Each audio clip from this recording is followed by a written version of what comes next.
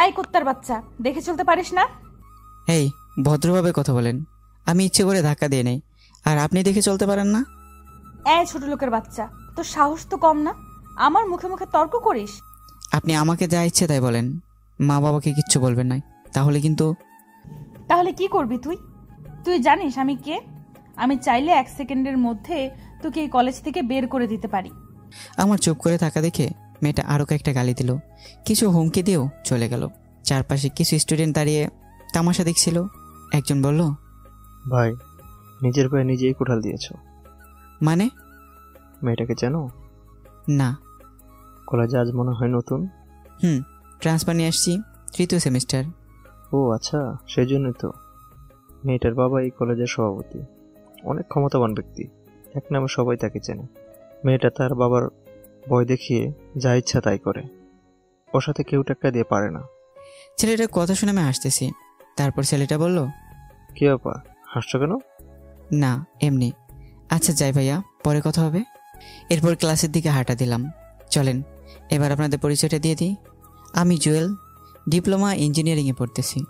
আপাতত আমার কেউই নেই, এক ধরনের ইতিম। আবার এটা ভাববেন না যে আমার বাবা মা নেই, সবাই আছে, কিন্তু আমাকে বাসা থেকে বের করে দিয়েছে। এখনও কিছু বুঝতেছে না তো? চলেন তাহলে বুঝে বলি। আমি ছিলাম বকাটে ছেলেটির লিডার। এমন কোনো খারাপ কাজ নেই যেটা আমি করিনি। মারামারি, রাজনীতি, এমনকি মাদকের ব্যবসাও করেছি। প্রতিদিন আমার নামে বাসায় বিচার আসতো। বাবা প্রতিদিন আমাকে অনেক বকাঝকা করতেন, কিন্তু কোনো কিছুই হতো না।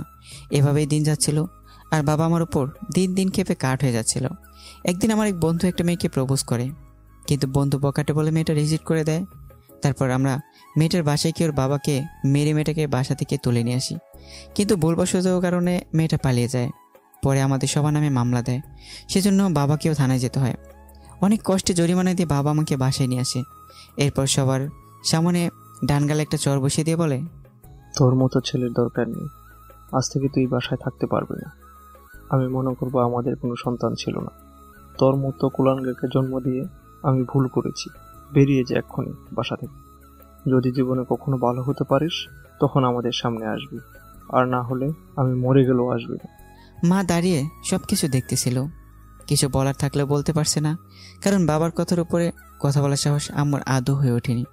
বাবার কথা শুনে সহ্য করতে না পেরে বাসা থেকে বের হয়ে গেলাম। সেদিন ভেবেছিলাম বাসা থেকে বের হয়ে গেলে ভালো থাকতে পারবো, কিন্তু না। যখন বাইরে চলে আসলাম দেখলাম আমার পাশে কেউই নেই। আমার রাজনীতি, গুন্ডামি, এলাকার বড় ভাই কেউই ছিল না। রাস্তার কুকুর পর্যন্ত আমাকে ঘৃণার চোখে দেখেছে। অনেকজনকে কল দিলাম, কেউ আমাকে সাহায্য করতে আসেনি। সেদিন রাতটা রাস্তার পাশে একটা ল্যাম্পপোস্টের নিচেই কাটাই। আমি একা না, আমার পাশে কিছু কুকুরও ছিল। তখন বুঝলাম মাথার উপরে বাবার ছায়াটা কতটা গুরুত্বপূর্ণ। তখন সিদ্ধান্ত নিলাম যে ভালোভাবে পড়ালেখা করে মানুষের মতো মানুষে বাবার সামনে গিয়ে দাঁড়াবো। আর আজ থেকে সব ধরনের রাজনীতি, গুন্ডামি বাদ দিয়ে দিলাম। সাধারণভাবে চলবো, কোনোদিন বিপদে পড়লেও আর এই লাইনে আসবো না। তারপর এক মামাতো ভাইয়ের সাহায্যে আগের কলেজ থেকে ট্রান্সফার নিয়ে এই কলেজে চলে আসলাম এবং 2টা টিউশনি নিলাম। এগুলো দিয়েই নিজের খরচ চালিয়ে যাচ্ছি। আর আজকে প্রথম দিনই কী ঘটলো আপনারা তো দেখলেনই। আপনাদের পরিচয় দিতে দিতে প্রিন্সিপালের রুমে চলে আসলাম। আসসালামু আলাইকুম স্যার, আসতে পারি? আসো, কি চাই? স্যার, আমাকে জাহিদ ভাই, মানে আমার মামাতো ভাই পাঠিয়েছে, আপনার সাথে কথা বলার জন্য বলেছে। ও আচ্ছা আচ্ছা, তোমার কথা আমাকে জাহিদ বলেছিল। কি যেন নাম তোমার? জি স্যার, জুয়েল। আচ্ছা, ভালো। এখানে কোনো সমস্যা হলে তুমি সরাসরি আমাকে জানাবে, আর কোনো কিছু দরকার হলে বলবে। জি স্যার, অবশ্যই। ওকে, এবার ক্লাসে যাও। ক্লাসরুম চেনো? না স্যার, নতুন তো, তাই চিনতেছি না। সমস্যা নেই, 3 তলার শেষের রুম। আর আমি অন্যান্য স্যারদেরকে বলে দেব তোমার কথা। সবার সাথে পরিচিত হয়ে নিও। যাও, ভালো করে পড়ালেখা করো। ধন্যবাদ স্যার, আসসালামু আলাইকুম। তারপর অফিস থেকে বের হয়ে ক্লাসে গেলাম। সবাই অনেক চিল্লাচিল্লি করতেছিল। আমাকে দেখে ভূত দেখার মতো স্তব্ধ হয়ে গেল। আসলে হওয়ারই কথা, ওরা এতদিন ধরে ক্লাস করেছে, আমাকে তো এর আগে দেখেনি। আমি গিয়ে পেছনের একটা টেবিলে গিয়ে বসলাম। আমার পাশের জন আমাকে জায়গা দিয়ে বসে গেল। এরপর সবাই মোবাইল টিপতেছে। আমি কোনো কথা না বলে মাথা নিচু করে বসে আছি। বাম পাশে তাকিয়ে দেখি ওই মেয়েটা যার সাথে একটু আগে আমার কথা কাটাকাটি হয়েছে। তার মানে মেয়েটা আমার সাথেই পড়ে। ধুর সারা, যেখানে বাঘের ভয় সেখানেই সন্ধ্যা হয়। খেয়াল করে দেখলাম আমার দিকে রাগের দৃষ্টিতে তাকিয়ে আছে। একটু পর স্যার আসলো, সবাই উঠে দাঁড়ালো। আমি উঠলাম। স্যার আমাকে উদ্দেশ্য করে বলল, ওই তুমি জুয়েল? জি স্যার। আচ্ছা বসো। এই সবাই শোনো, ও তোমাদের নতুন বন্ধু, ট্রান্সফার নিয়ে এসেছে। আজ থেকে তোমাদের সাথে পড়াশোনা করবে। ক্লাস শেষে সবাই পরিচয় করে নিও। এখন বই নাও। এরপর ক্লাস শুরু হলো। মনোযোগ সহকারে ক্লাস করলাম। জীবনে প্রথমে তো মনোযোগ দিয়ে ক্লাস করলাম, ভালোই লাগলো। ক্লাস শেষে আমার পাশে থাকা ছেলেটা একটা হাত বাড়িয়ে দিয়ে বলে, হাই, আমি হাকিম। হ্যালো, আমি জুয়েল। আগে কোথায় ছিলা? আগের ঠিকানা দিলাম। ও আচ্ছা, ভালো। একটা কথা বলতাম। বলো। ওই মেয়েটা, ঝগড়া করে সে মেয়েটাকে দেখে। আরে ওর নাম তন্নি, এই ক্যাম্পাসের সবচেয়ে জেদি মেয়ে। কত ছেলে যে চর খাইছে ওর হাতে হিসাব নেই। ওর বাবার ক্ষমতা দেখিয়ে যে কোনো কাজ করে ফেলে, বলে ওর কাছে যাবেন না। আরে না, এমনি জিজ্ঞেস করলাম। আচ্ছা ঠিক আছে, থাকো, আমি চলে যাচ্ছি। আর ক্লাস করবে না? না, জিএফ পার্কে বসে আছে, তাড়াতাড়ি না গেলে সমস্যা। আচ্ছা ঠিক আছে। ওকে, পরে দেখা হবে। এরপর হাকিম চলে গেল। আমি একা একা বসে রইলাম। আরও একটা ক্লাসও করলাম। বিরতির সময় আমি ব্যাগ গোছাচ্ছি, এমন সময় পেছন থেকে কে একজন হাত টান দিল। তাকিয়ে দেখি একটা মেয়ে। জি হ্যাঁ, আমি জুয়েল। ফ্রেন্ড? আমি কিছুক্ষণ চুপ করে দাঁড়িয়ে রইলাম। আসলে জীবনে কোনো মেয়ে আমার ফ্রেন্ড হতে চায়নি, না হওয়ারই কথা। বকাটে ছেলেদের কোনো মেয়ের পছন্দ করে না, কিন্তু সুন্দর মেয়েগুলোর কপালে বেশিরভাগ বকাটে ছেলে থাকে। আমার এইভাবে চুপ করে থাকা দেখি ফারিয়া বলল, ও মিস্টার, জাস্ট ফ্রেন্ডশিপ করতে চেয়েছি, বিয়ে করতে নয়। এত চিন্তা করার কি আছে?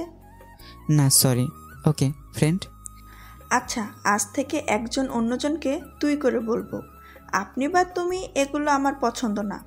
আচ্ছা ঠিক আছে। চল এখন। কোথায়? ক্যান্টিনে আমার বাকি ফ্রেন্ডদের সাথে তোর পরিচয় করিয়ে দেব। চল। এরপর ক্যান্টিনে গেলাম। অনেক স্টুডেন্ট ওখানে বসে আছে। আমি ফারিয়ার পিছু পিছু হাঁটতেছি। একটা টেবিলের পাশে গিয়ে ফারিয়া বলল, গাইস, ও হচ্ছে জুয়েল, আমাদের নতুন ফ্রেন্ড। তারপর সবাই পরিচয় দিতে লাগলো। আমি আমার পরিচয় দিলাম। সাদিয়া বলল, আমাদের ফ্রেন্ডদের মধ্যে আপনি বা তুমি চলে না, শুধু তুই চলে। আমরাও তোকে তুই বলবো, তুই আমাদের তুই বলবি। আচ্ছা ঠিক আছে। এবার বল, কি খাবি? আপনারা যেটা খাবেন। ফারিয়া, ও মনে হয় আমাদের অপমান করে নিতে পারেনি। এই তুই করে বলার জন্য বলছি না। আচ্ছা ঠিক আছে, তোরা যেটা খাবি সেটাই অর্ডার দে।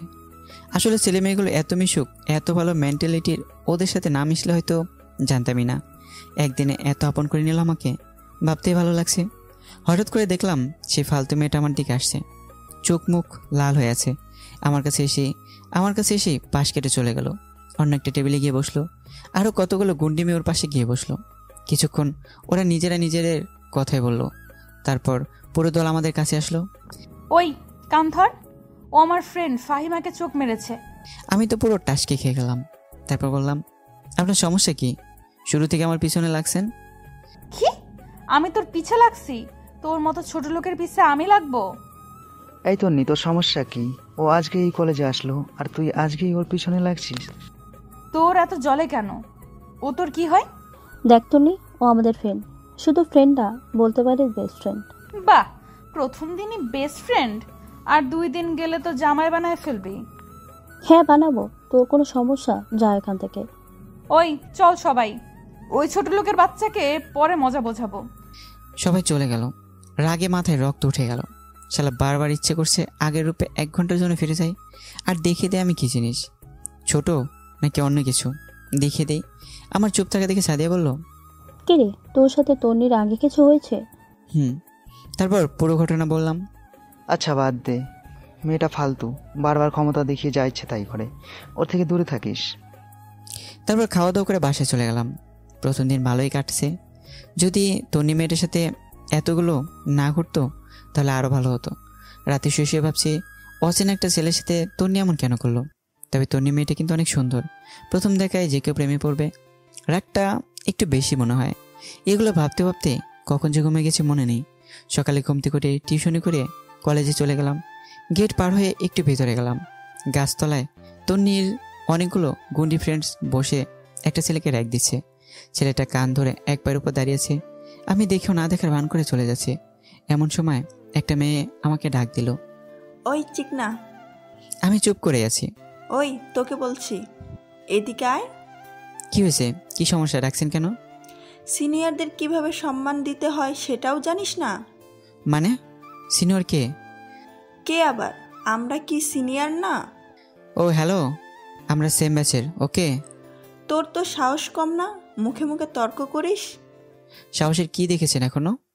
কিছু বললি? না, আমি যাই, কাজ আছে। ওই দাঁড়া। কেন? তুই কান ধরে 5 বার উঠবস করবি। মানে? মানে তুই কান ধরে উঠবস করবি। যদি না করি? মেরে তোর মাংস আলাদা করে ফেলবো। তুই আমাদের সম্পর্কে ভালো করেই জানিস। দেখবো কি করো। আর কিছু না বলে ক্লাসে চলে গেলাম। দেখলাম ওরা কাকে যেন কল দিয়ে আসতে বলতেছে। আমি এদিকে খেয়াল না করে ক্লাসরুমের দিকে চলে গেলাম। 3 ঘন্টার সময় আমি, সানি, সাদিয়া, ফারিয়া আর আরমান বসে বসে গল্প করতেছি। এমন সময় 4-5টা ছেলে স্টিলের পাইপ নিয়ে ক্লাসে ঢুকলো। দেখে মনে হচ্ছে না এই কলেজের ছেলে। স্টুডেন্টরা সবাই জড়সড় হয়ে বসে আছে। ওদের মধ্যে একটা ছেলে বলল, ওই তোদের মধ্যে জুয়েল কে রে? সবাই আমার দিকে তাকালো। ছেলেটা আমার কাছে এসে, ওই তুই জুয়েল? আমি। ছেলেটা আর কোনো কথা না বলেই আমার কলার টেনে টান দিয়ে বসা থেকে উঠিয়ে টানতে টানতে নিচে নিয়ে যায়। ক্লাস সহ পুরো ক্যাম্পাসে সবাই আমার দিকে হা হয়ে তাকিয়ে আছে। নিয়ে গাছতলায় নিয়ে যায়। দেখলাম তন্নি আর ওই গুন্ডি মেয়েগুলো দাঁড়িয়ে একটা ছেলের সাথে কথা বলতেছে। তার মানে ওরাই আমাকে মারার জন্য ছেলে ফিট করেছে। আমাকে যে ছেলেটা নিয়ে যায় সে বলল, ভাই পরে নিয়ে আসছি। আরে জুয়েল ভাই, আপনি এখানে? ফাহাদ, তুই এখানে কেন? আমাদের কথা শুনে তন্নি সহ বাকি সবাই হা হয়ে তাকিয়ে আছে। আসলে ফাহাদ ছেলেটা আমার সাথে রাজনীতি করত। একবার একটা ঝামেলায় মামলা খায় আর আমি তাকে সেখান থেকে উদ্ধার করি। সেই থেকে আমাকে দেখলে সর্বোচ্চ সম্মান দেখায়। ভাই, এই মেয়েটা আমাকে টাকা দিয়েছে একজনকে মারার জন্য, কিন্তু সেই ছেলেটা যে আপনি আমাকে বলেনি। প্লিজ ভাই, কিছু মনে করবেন না। নেক্সট টাইম আর হবে না। প্লিজ ভাই, মাফ করে দেন। আচ্ছা বাদ দে, আমি কিছু মনে করিনি। ভাই আপনি এখানে? ওদিকের কি খবর? ওগুলো সব বাদ দিয়ে দিছি। আচ্ছা, এইসব ব্যাপারে এখানে না বললে ভালো হয়। ওকে ভাই, আমি চলে যাচ্ছি। আর ওর ব্যবহারে কিছু মনে করবেন না। ওকে যা, কিছু মনে করিনি। আর এই যে আপনি নেক্সট টাইম আমাকে রাখবেন না, যত সব ফাজিল মেয়ে। আচ্ছা ভাই, যাচ্ছি। পুরো ক্যাম্পাসের স্টুডেন্টরা আমার দিকে অবাকভাবে তাকিয়ে রইল। সানি, আরমান, ফারিয়া, সাদিয়া ওরাও ছিল। আমি ক্লাসে চলে গেলাম। কিছুই ভালো লাগছে না। মেয়েটা এমন কেন করলো আমার সাথে? দূর, ক্লাসই করব না। সোজা ক্যান্টিনে চলে গেলাম। দেখলাম ওখানে সানিয়া সবাই আছে। আমি গিয়ে ওদের পাশে বসলাম। সবাই ভূত দেখার মতো হা হয়ে আছে। কিরে, তোরা এইভাবে তাকিয়েছিস কেন? শুধু আমরা না, তন্নি সহ পুরো ক্যাম্পাসের সবাই অবাক হয়ে গেছে। এর কারণ কি? হ্যাঁ, ছেলেগুলো তোকে দেখে এমন করলো কেন? আরে ওরে আমি আগে থেকে চিনি তাই। এই জন্যই ছেলেগুলো তোকে ভয় পেল? আরে ধুর, আমি নিজেই জানি না। কিন্তু ও যদি তোর সাথে আবার কোনো ঝামেলা করে? আমি তারপর পুরো ঘটনা ওদেরকে বললাম। এই জন্যই ছেলেগুলো তোকে ভয় পেল? ঝামেলা করলে প্রথমে করতে পারতাম, কিন্তু আমি করব না। এগুলো করার ইচ্ছে থাকলেও আগের ক্যাম্পাসেই করতাম, এখানে আসতাম না। ঠিক বলেছিস বন্ধু, যা হয়েছে বাদ দে, আমরা আছি, তুই টেনশন করিস না। সেদিন ওদের সাথে আড্ডা দিয়ে বাসায় চলে আসলাম। রাতে বসে বসে ভাবতেছি, আমার জন্ম হলো কি শুধু ঝামেলায় পড়ার জন্য? যাও সব কিছু সেরে একটু ভালো হতে চেয়েছি, সেটাও সম্ভব হচ্ছে না। তারপর খেয়ে দিয়ে ঘুমিয়ে পড়লাম। সকালবেলা ঘুম থেকে উঠে ফ্রেশ হয়ে আবার কলেজে গেলাম। ক্লাসিকে সবার সাথে আড্ডা দিচ্ছি, এমন সময় তন্নি মেয়েটা আসলো। ছেলেদের মতো শার্ট প্যান্ট পরে এসে আমার দিকে রাগে দৃষ্টিতে তাকিয়ে রইল। আমি ওর দিকে না থেকে আবার আড্ডা দিতে শুরু করলাম। ক্লাস শেষ করে ক্যান্টিনের দিকে যাচ্ছে, এমন সময় তন্নির গন্ডি ফ্রেন্ডগুলো এসে আমাকে ঘিরে ধরলো। কি রে হিরো, কই যাস? দেখেন, আপনাদের সাথে আমি কোনো কথা বলতে চাই না, সো আপনারা আপনাদের মতো থাকেন আর আমাকে আমার মতো থাকতে দেন। আরে তোর মতো ছোট লোক আমাদের সাথে কি কথা বলবে? তোর কোনো যোগ্যতা আছে আমাদের সাথে কথা বলার? মাথায় রক্ত উঠে গেল। নিজের রাগকে কন্ট্রোল করে আর কোনো কথা না বলে সোজা হাঁটা দিলাম। এমন সময় তন্নি অন্য পাশ হতে আমার সামনে এসে দাঁড়ালো। কি রে ছোট লোক, কই যাস? দাঁড়া এখানে। আপনার সমস্যা কি? আমার সমস্যা তুই, তোকে দেখলেই আমার গা জ্বলে। ডাক্তার দেখান, আপনার মনে হয় চুলকানি হয়েছে। তুই কি ভাবছিস কাল ছেলেটার হাত থেকে বেঁচে গেছিস বলে আমিও তোকে ভয় পেয়ে যাব? No never. তুই শুধু দেখ আমি তোর কি হাল করি। যা পারেন করেন, এখন সরেন সামন থেকে। তারপর সোজা ক্যান্টিনে চলে গেলাম। সানিদের সাথে আড্ডা দিয়ে বাসার দিকে হাঁটা দিলাম। কিছুদূর যাওয়ার পর একটা ছেলে আমার পিছু নিল। খেয়াল করলাম ছেলেটা আমাকে ফলো করছে। আর একটু সামনে যাওয়ার পর আরও একটা ছেলে গলির ভিতর থেকে বের হয়ে ওই ছেলের সাথে হাঁটতে লাগলো। এভাবে আমার 5 জন ছেলে আমার পিছু নিল। আমি তাড়াতাড়ি হাঁটা শুরু করলাম, ওরাও তাড়াতাড়ি হাঁটা শুরু করলো। একটু পর একটা ছেলে আমাকে পিছন থেকে ডাক দেয়, ওই সাদা শার্ট দ্বারা। আমি পিছনে তাকাতে দেখি প্রথমে সে ছেলেটা আমাকে ডাক দেয়। জি, আমাকে বলছেন? তো এখানে কি তোর বাপ আছে যে তোর বাপকে ডাক দেব? মাথা পুরো খারাপ হয়ে গেল। ইচ্ছে করেছে একটা ঘুষিতে নাক ফাটিয়ে দিই। রাগকে কন্ট্রোল করে বললাম, বলেন কি বলবেন? তোর কাছে আগুন আছে? জি না, আমি আগুন রাখি না। ওই বেটা, রাখিস না কেন? তুই জানিস না আমাদের আগুন লাগবে? আপনাদের এত আগুনের দরকার হলে নিজেরাই তো সাথে রাখতে পারেন, অন্যের কাছে হাত পাতার কি দরকার? ওই কি রাখবো না সেটা তোর কাছ থেকে শিখতে হবে। বল, কথা বল। ছেলেটা আমাকে ধাক্কা দিতে লাগলো। কি ব্যাপার, আপনি গায়ে হাত দিচ্ছেন কেন? হাত দিলে কি করবি তুই? ছেলেগুলো আমাকে চারপাশে ঘিরে ফেললো। 2টা ছেলে হঠাৎ করে আমার 2 হাত ধরে ফেললো। বাকি 3 জন ইচ্ছে মতো মারতে শুরু করলো। আমি চাইলে ওদের সাথে পেরে উঠতে পারছি না।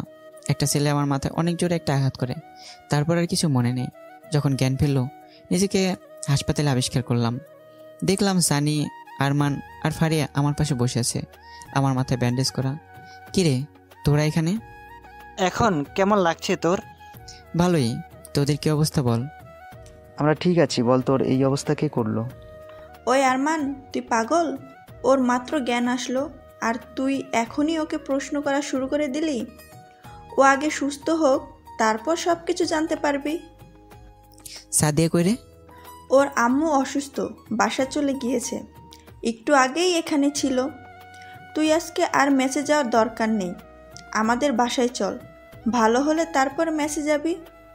আরে না, ও আমার সাথে যাবে, আমি আম্মুকে বলে দিয়েছি। না রে, আমি কারো বাসায় যাব না, মেসে ঠিক আছে। তোদের টেনশন করার দরকার নেই।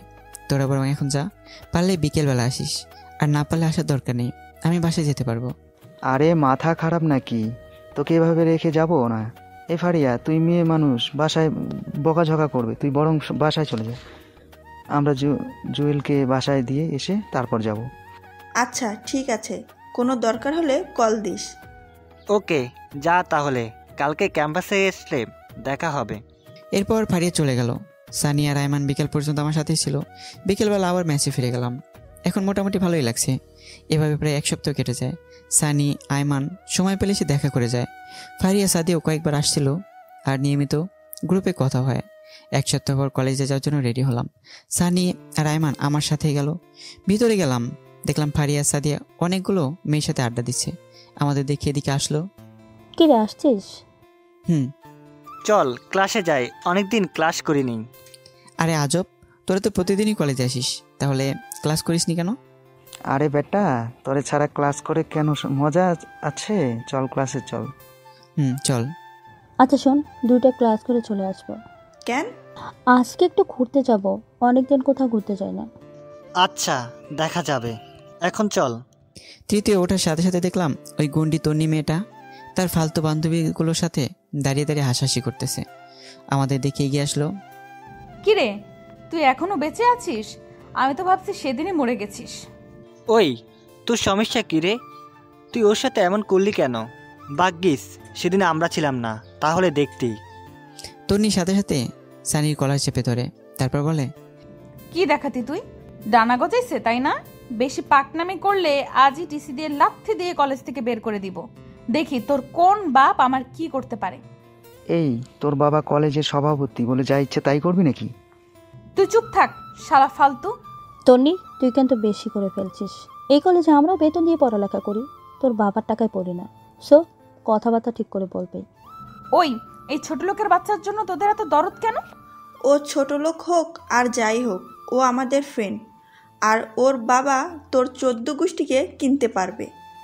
মানে? তোকে তো মানে বোঝাতে পারবো না, জায়গা দে, ক্লাসে যাব।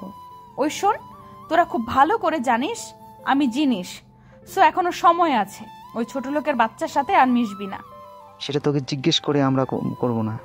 দেখ তোদের কি হাল করি। একটা তো একটুর জন্য বেঁচে গেল, তোরা কি করে বাঁচিস সেটা আমি খুব ভালো করে দেখব। যা পারিস কর। আমি এতক্ষণ দাঁড়িয়ে ওদের কথাগুলো শুনছিলাম। ক্লাসিকে নীরবে বসে রইলাম। কিরে, কি ভাবতেছিস? আমার জন্মই হয়েছে শুধু ভেজালের মধ্যে ভরার জন্য। আরে টেনশন করিস না, সব ঠিক হয়ে যাবে।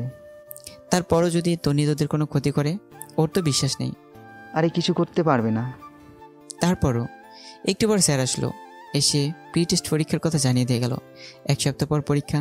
স্যার চলে যাওয়ার পর ক্যান্টিনে গিয়ে নাস্তা করে বাসায় চলে আসলাম। বাকিরাও বাসায় চলে যায়। এই 1 সপ্তাহ আর ক্যাম্পাসে যায়নি। যদি তন্নি মেয়েটা কোনো ঝামেলা করে, পরে দেখা যাবে পরীক্ষাটাই মিস হয়ে যাবে।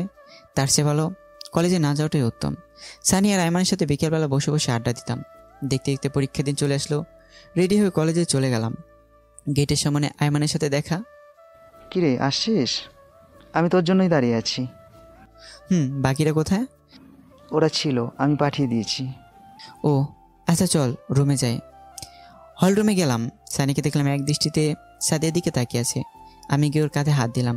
কিরে, কি দেখোস? আরে মামা, চলে আসছিস? ওইদিকে কি দেখোস? সাদিয়া নাকি পাশেরটা? আরে না, তোরা আসছিস না দেখে ওদিকে তাকিয়ে রইলাম আর কি। বুঝি, সব বুঝি। ফ্রেন্ড হয় আমাদের, ভুলেও অন্য কিছু চিন্তা করিস না, পরেই দেখবি ফ্রেন্ডশিপটাই নষ্ট হয়ে গেছে। তুই শালা 1 লাইন বেশি বুঝিস। আচ্ছা বাদ দে, ভিতরে চল। চল। ভিতরে গিয়ে সিট নাম্বার খুঁজতে লাগলাম। অবশেষে মাঝখানে একটা টেবিলে আমার সিট পড়লো। আমার পাশে দেখি তন্নির সিট। মেয়েটা প্রথমে বসে বসে আড্ডা দিচ্ছিল। আমাকে দেখি যেন মাথায় আকাশ ভেঙে পড়লো। তারপর বলল, ওই কুত্তা, তুই এখানে কেন? এই ভদ্রভাবে কথা বলেন। এখানে আমার সেট, তাই আমি এখানে। কিন্তু তুই আমার পাশে বসতে পারবি না। সেটা আপনি স্যারকে বলেন, আমি এখানেই বসবো। সেদিনের মায়ের কথা ভুলে গেছিস? আজকেও তোর একই অবস্থা করব। যা পারেন করেন, বাট আমি এখান থেকে অন্য কোথাও যাচ্ছি না। দেখ আমি কি করি। দূর, এই মেয়েটা থেকে যতই দূরে থাকতে চাই ততই কাছে চলে আসি। আল্লাহ ভালো জানে আজকে আমার কপালে কি আছে। তন্নি উঠে চলে গেল। বাইরে গিয়ে প্রিন্সিপাল স্যারকে ডেকে নিয়ে আসলো। কি ব্যাপার জুয়েল, সমস্যা করতেছ কেন? স্যার বিশ্বাস করেন আমি কিছুই করিনি। উনি বলেছে আমি নাকি এখানে বসতে পারবো না। কেন, এখানে বসলে সমস্যা কি? না স্যার, এই ছোট লোকের বাচ্চা আমার সাথে বসতে পারবে না। ওর কোনো যোগ্যতা আছে আমার সাথে বসার? সবগুলো স্টুডেন্ট আমার দিকে তাকিয়ে আছে। স্যার তন্নিকে বলল, সবার মধ্যে আবার যোগ্যতা কিসের? আর ও অনেক ভালো ছিলে। আপনার এত কথা শোনার জন্য আপনাকে ডাকিনি। আপনি জাস্ট ওকে এখান থেকে উঠতে বলেন। এটা কোন ধরনের বেয়াদবি? আপনি কি উঠবেন নাকি আমি আব্বুকে কল দিয়ে আপনার ব্যবস্থা নিতে বলবো? তোমার আব্বুকে বলা দরকার নেই, আমি ওকে উঠতে বলছি। বাবা, আমাকে কিছু মনে করো না, তুমি ওই পিছনের বেঞ্চটাতে গিয়ে বসো। কিন্তু স্যার। প্লিজ বাবা। Okay sir. তারপর আমি পিছনে চলে গেলাম। রাগে পুরো শরীর গরম হয়ে গেল। ইচ্ছে করছে আগের রূপে ফিরে যাই আর দেখিয়ে দিই জুয়েল কি জিনিস। মুহূর্তেই বাবার কথাগুলো মনে হয়ে গেল। নিজের রাগকে কন্ট্রোল করে পিছনে গিয়ে বসলাম। পরীক্ষা শুরু হয়ে গেল। প্রশ্ন মোটামুটি কমন পড়েছে, ভালোই লিখলাম। তন্নি নাকি ফার্স্ট গার্ল। আমার টার্গেট তন্নিকে যেভাবেই হোক পিছনে ফেলতে হবে। সে টার্গেট নিয়ে আমি আমার মতো পরীক্ষা দিচ্ছি। এভাবে সবগুলো পরীক্ষা শেষ হয়ে গেল। আমি সবার শেষে যেতাম আর সবার আগেই চলে আসতাম। চাইতাম না আর কোনো ঝামেলা হোক। মাঝে মাঝে সানি আর আয়মান এসে বাসায় দিয়ে যায়। পরীক্ষার 7 দিন পর বন্ধ দেয়। সানি, আয়মান, সাদিয়া আর ফারিয়া সিদ্ধান্ত নিল কোথাও ঘুরতে যাবে। আমাকে বললো, বাট আমার পকেটে টাকা ছিল না। তাদেরকে মিথ্যা কথা বললাম যে আমি টিউশনি রেখে যেতে পারবো না। হয়তো পরে দেখা যাবে আমার টিউশনিটাই চলে গেছে। পরে ওরাও আর ঘুরতে যায়নি। এমনি প্রতিদিন বিকালবেলা সবাই আড্ডা দিতাম। আজকে বন্ধের শেষ দিন। সন্ধ্যার সময় টিউশনিতে গেলাম। গিয়ে তো মাথায় আকাশ ভেঙে পড়ার মতো অবস্থা। আমি যেই বাসায় পড়াই সেই বাসায় তন্নি বসে টিভি দেখতেছে। আমাকে দেখে এদিকে লাল হয়ে বলে, ওই ছোট লোক, তুই এখানে কেন? আমি কোনো কথা না বলে পড়ার রুমে চলে গেলাম। এখানে কোনো কথা বললে মেয়েটা আমাকে বারবার ছোট করবে। এখানে অন্তত আমার একটা মান সম্মান আছে। আমি গিয়ে পড়াতে শুরু করলাম। আমার স্টুডেন্টকে জিজ্ঞেস করলাম, ও তোমার কে হয়? ও আমার ফুফাতো বোন। আপনি চেনেন নাকি? না, এমনি।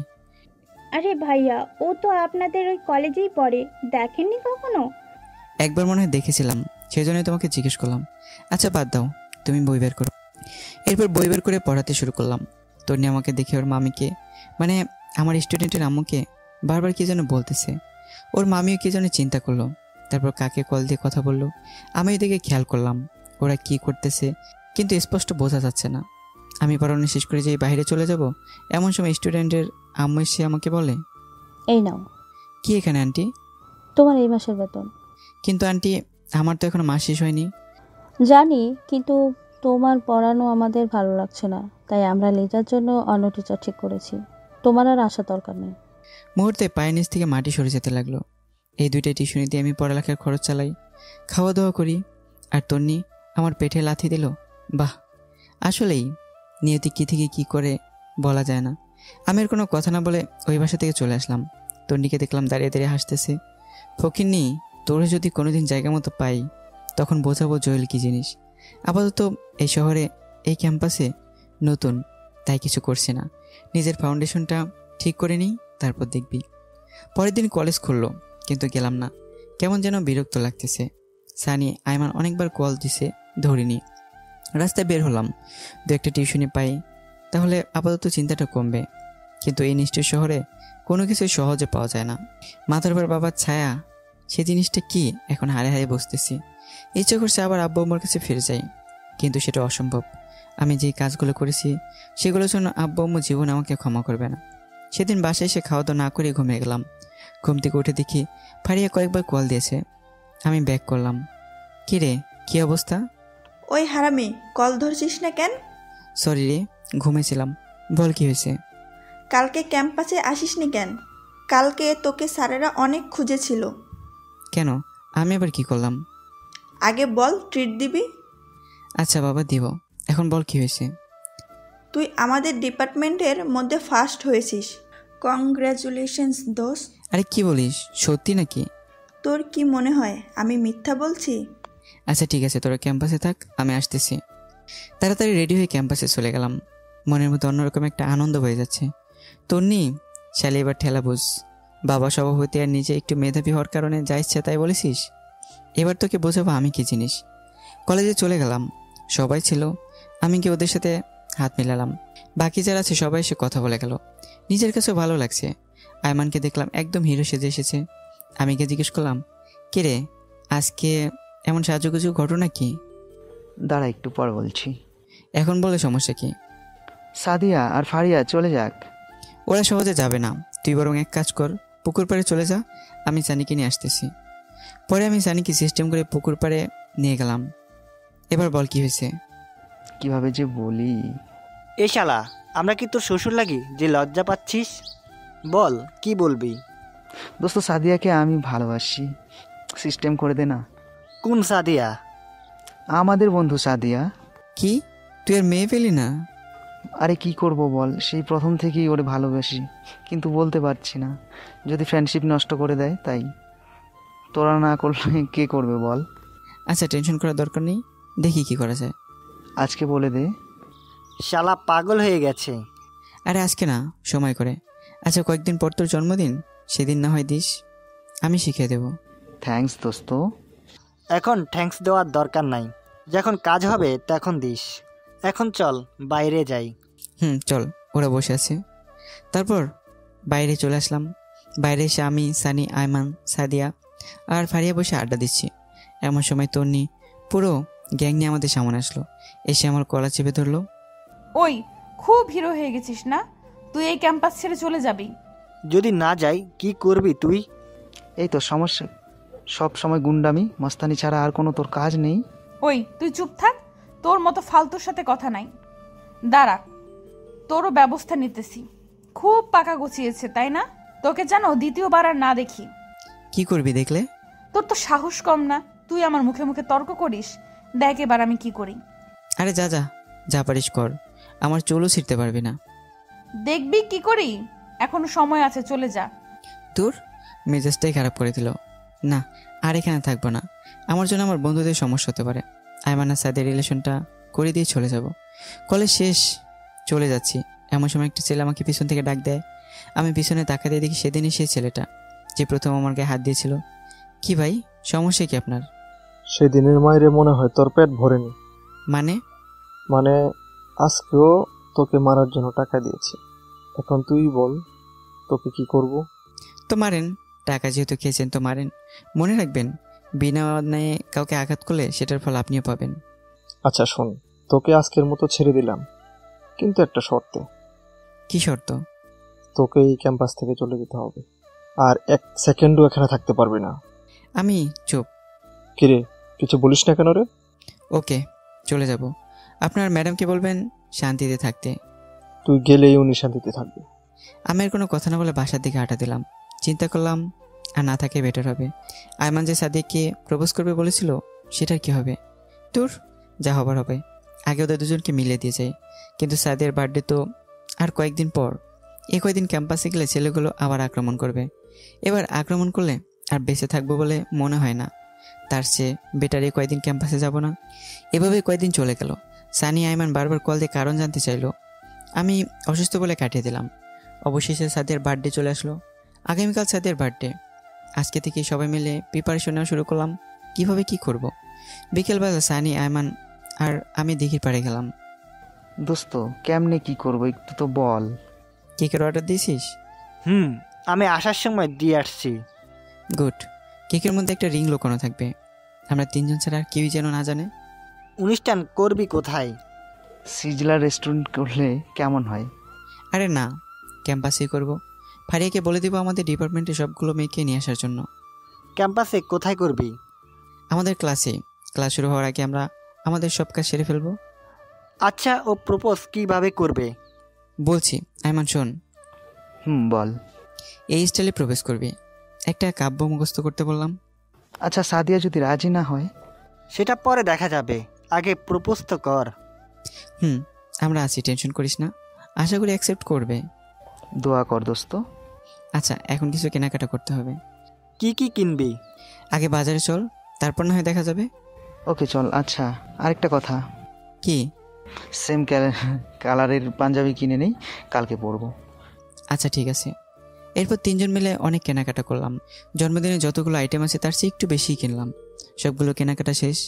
এমন জন্মদিন আমি এর আগে কখনো পালন করিনি। যাই হোক, আজ অনেক রাত হয়ে গেছে। সকালে তাড়াতাড়ি ক্যাম্পাসে যেতে হবে, তাই ঘুমিয়ে গেলাম। সকালবেলা তাড়াতাড়ি ঘুম থেকে উঠে সানির বাসার সামনে চলে গেলাম। আমি আর সানি তাড়াতাড়ি করে ক্লাসে গেলাম। যাওয়ার সময় সবগুলো জিনিস সাথে করে নিয়ে গেলাম। গিয়ে আমরা দুজনে ক্লাস সাজাতে শুরু করলাম। সানি বলল, ফারিয়াকে একটা কল দিব। কেন?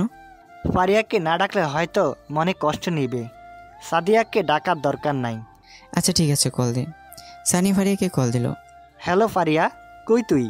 আমিও তো বাসায়। কেন, কি হয়েছে? আরে ফকিন্নি, বাসায় কি করিস? আজকে তো সাদিয়ার বার্থডে, ভুলে গেছিস? ওহ শিট, আমার তো মনেই ছিল না। তোরা কোথায়? আমরা ক্লাসে আছি, তাড়াতাড়ি আয়। ওকে, আমি সাদিয়াকে নিয়ে আসছি। আরে ওরে নিয়ে আসার দরকার নেই। ওরে নিয়ে আসলে তো আমাদের সব প্ল্যান জেনে যাবে। তা ঠিক। আচ্ছা তোরা থাক, আমি আসছি। তাড়াতাড়ি। ফারিয়া আস্তে আস্তে আমি আর সানি সব কিছু রেডি করে ফেললাম। একটু পর ফারিয়া আসলো। কিরে, এত কিছু কখন করলি? পরে শুনিস, এখন একটা কাজ কর। কি কাজ? সাদি আসছি কিনা দেখ, যদি আসে তাহলে ক্লাসে আসতে দিস না। আমাদের এখন অল্প কিছু কাজ বাকি আছে। আচ্ছা ঠিক আছে। তো দাঁড়িয়ে আছিস কেন? যা বাইরে গিয়ে দেখ। এই তুই আয়মানকে একটা কল দিত। ওয়েট, দিতেছি। সানি কল দিল। কি ব্যাপার দুলাভাই, কই আপনি?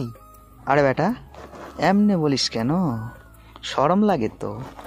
তো শর্মের গুষ্টি কিলায়, তাড়াতাড়ি আয়। এই তো আমি গেটের সামনে আছি, 2 মিনিট ওয়েট কর, আসছি। তাড়াতাড়ি আয়। একটু পর আয়মানও চলে আসলো। আমাদেরও সব কিছু রেডি। বাহ, এত সুন্দর লাগছে ক্লাসরুমটা।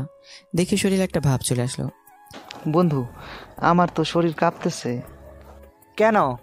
কিভাবে যে প্রপোজ করব, আগে কখনো কাউকে করিনি তো, তাই এরকম একটা সুন্দর পরিবেশ। কবিতাটা মুখস্থ করেছিস?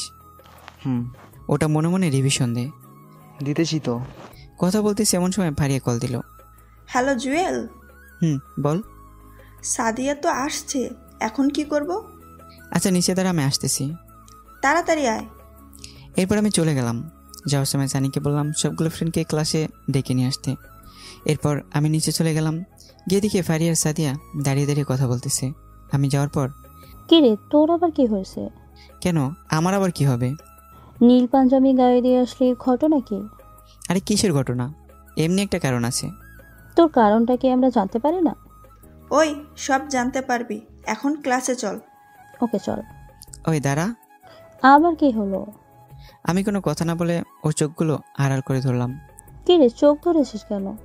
তোর জন্য একটা সারপ্রাইজ আছে, এখন হাঁটতে থাক। আমি ছাদের চোখগুলো ধরে ক্লাসে নিয়ে যাচ্ছি, আর পুরো ক্যাম্পাসে সবাই আমার দিকে হা হয়ে তাকিয়ে আছে। আমার এমন কর্মকাণ্ড দেখে সবাই আমার পিছন পিছন আসতে লাগলো।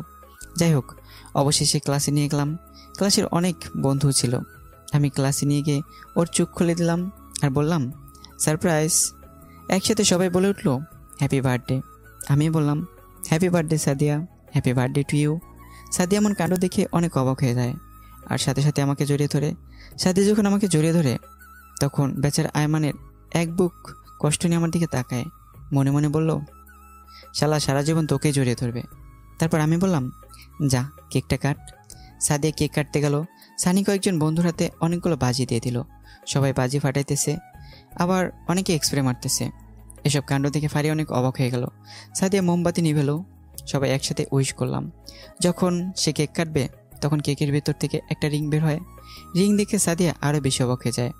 আমি আয়মানকে ইশারা দিলাম এবার তার কাজ সেরে ফেলতে। আয়মান আস্তে আস্তে সাদিয়ার সামনে গেল। রিংটা হাতে নিয়ে ফিল্মি স্টাইলে হাঁটু কেড়ে বসে আমি যে বাক্যটা শিখে দিয়েছিলাম সেটা বলতে লাগলো। দেখেছি সেদিন প্রথম তোমায় দিয়েছি এই মন, এ জীবনে ভালোবেসে ভরবে না তো মন, ধরবে কি আমার হাত সারা জীবনের জন্য, বুঝবে কি আমায় মন একটিবার জন্য, যদি ধরো এ হাত, কথা দিলাম পুরো পৃথিবী ছেড়ে দিব, তবুও তোমার হাত ছাড়বো না। সাদিয়া, আমি তোমাকে ভালোবাসি, নিজের চাইতেও বেশি ভালোবাসি, আমি সারা জীবন তোমার সাথেই কাটাতে চাই। I love you Sadia. কথাগুলো বলে আয়মান নিচের দিকে তাকিয়েছে। ডানাতে রিংটি বাড়িয়ে দিল। সাদিয়া গলা শুকিয়ে গেল মনে হয়, বারবার এদিক ওদিক তাকাচ্ছে। আমার দিকে তাকাতে আমি ইশারে অ্যাকসেপ্ট করতে বললাম। সানিয়া বলল, এরপর ফারিয়ার দিকে তাকালো। সেও কিছুক্ষণ চুপ থেকে তারপর হ্যাঁ সূচক মাথা নাড়ল। সাদিয়া কিছুক্ষণ চুপ থেকে কি যেন ভাবলো, তারপর নিজের হাত বাড়িয়ে দিল। আয়মান খুশিতে রিংটা পরিয়ে দিল। ক্লাসের সকল বন্ধুরা একসাথে তালি বাজাতে শুরু করলো। এরপর কেক কাটলো। আমরা একে অন্যকে খাইয়ে দিলাম। পরে একজন অন্য একজনকে মুখে কেক মেখে দিলাম। তারপর সবাই মিলে ছবি তুলতে লাগলাম। এমন সময় তন্নি মেয়েটা ক্লাসে আসলো। আমাদের এসব কাণ্ডকর্ম দেখে রাগে লাল হয়ে গেল। আমার দিকে বড় বড় চোখ তুলে তাকাতে লাগলো। দেখে মনে হচ্ছে আমি তার অনেক সম্পদ লুটে নিয়ে আসছি। তারপর কি যেন চিন্তা করে আবার ক্লাসের বাইরে চলে গেল। তন্নিকে দেখে আমার কেমন যেন একটা টেনশনে চলে আসলো। আল্লাহ জানে আজকে আবার কি করে। যাই হোক, সবকিছু শেষ করে আমরা সবাই ক্লাস থেকে বের হয়ে গেটের সামনে গেলাম। দেখলাম একটা পুলিশের গাড়ি। আমরা গেট পার হয়ে বাইরে আসতে একটা পুলিশ আমার কলার চেপে ধরে বলল, ওই তোর নাম জুয়েল? জি। চল তাহলে। কোথায়? শ্বশুর বাড়ি। আমার অপরাধ? বাহ, শ্বশুর বাড়ি কি জিনিস তাহলে বুঝে গেছিস? অপরাধ কি সেটা থানায় গেলেই বুঝতে পারবি। স্যার, আপনি বিনা কারণে ওকে নিয়ে যেতে পারেন না, আগে কারণটা তো বলে যাবেন। ওই তোরা চুপ থাক, তোদেরও ব্যবস্থা নিচ্ছি, তার আগে এই হালারে একটু দেখে নি। এ কথা বলে আমার কলার চেপে গাড়িতে তুললো। কোনো কিছু বুঝে ওঠার আগেই থানায় নিয়ে গেল। থানার ভিতরে নিয়ে গিয়ে আমার হাত দুটো বেঁধে ইচ্ছা মতো পেটাতে লাগলো। একটু পর থানার বড় স্যার আসলো। স্যার দেখেন না, ওরা আমাকে বিনা অপরাধে নিয়ে এসে মারধর করতেছে। কেন, ইফটিজিং করার সময় এই কথা মনে ছিল না? মানে? আসছে আমার তুলসী পাতা, এখন সব কিছু জেনে না জানার ভান ধরছে। স্যার আমি সত্যি বলছি, আমি কিছু করিনি। চুপ কর তুই। জাহেদ সাহেবের তিন্নির বাবা মেয়ের সাথে ইফটিজিং করিসনি? আজকে সকালে তো ওর গায়ের হাত দিয়েছিস। ও তোর নামে মামলা করে গেছে। তার উপর জাহেদ সাহেবেও রেগে আগুন। স্যার বিশ্বাস করেন, আমি কিছুই করিনি, ও মিথ্যা বলছে। আমরা তো কচি খোকায় কিছুই বুঝি না, এত ছেলে থাকতে তোর নামে কেন বিচার দিল? নিশ্চয়ই তোর ভিতরে কোনো ঘাবলা আছে। স্যার আমি সত্যি বলছি। চুপ কর শালা।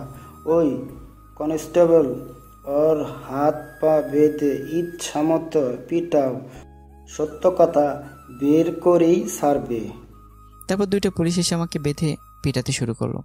এতবার বলছে আমি কিছু করিনি, তবুও কেন আমার কথা শুনলো না। মার খেয়ে মুখ দিয়ে রক্ত বেরোতে শুরু করলো। আমার এমন অবস্থা হয়েছে যে ঠিকমতো দাঁড়াতে পারছি না। এভাবে 3 দিন চলে গেল। এই 3 দিন অনেকবার আমাকে বলাতে চেয়েছিল যে আমি ইফটিজিং করেছি, বাট আমি স্বীকার করিনি।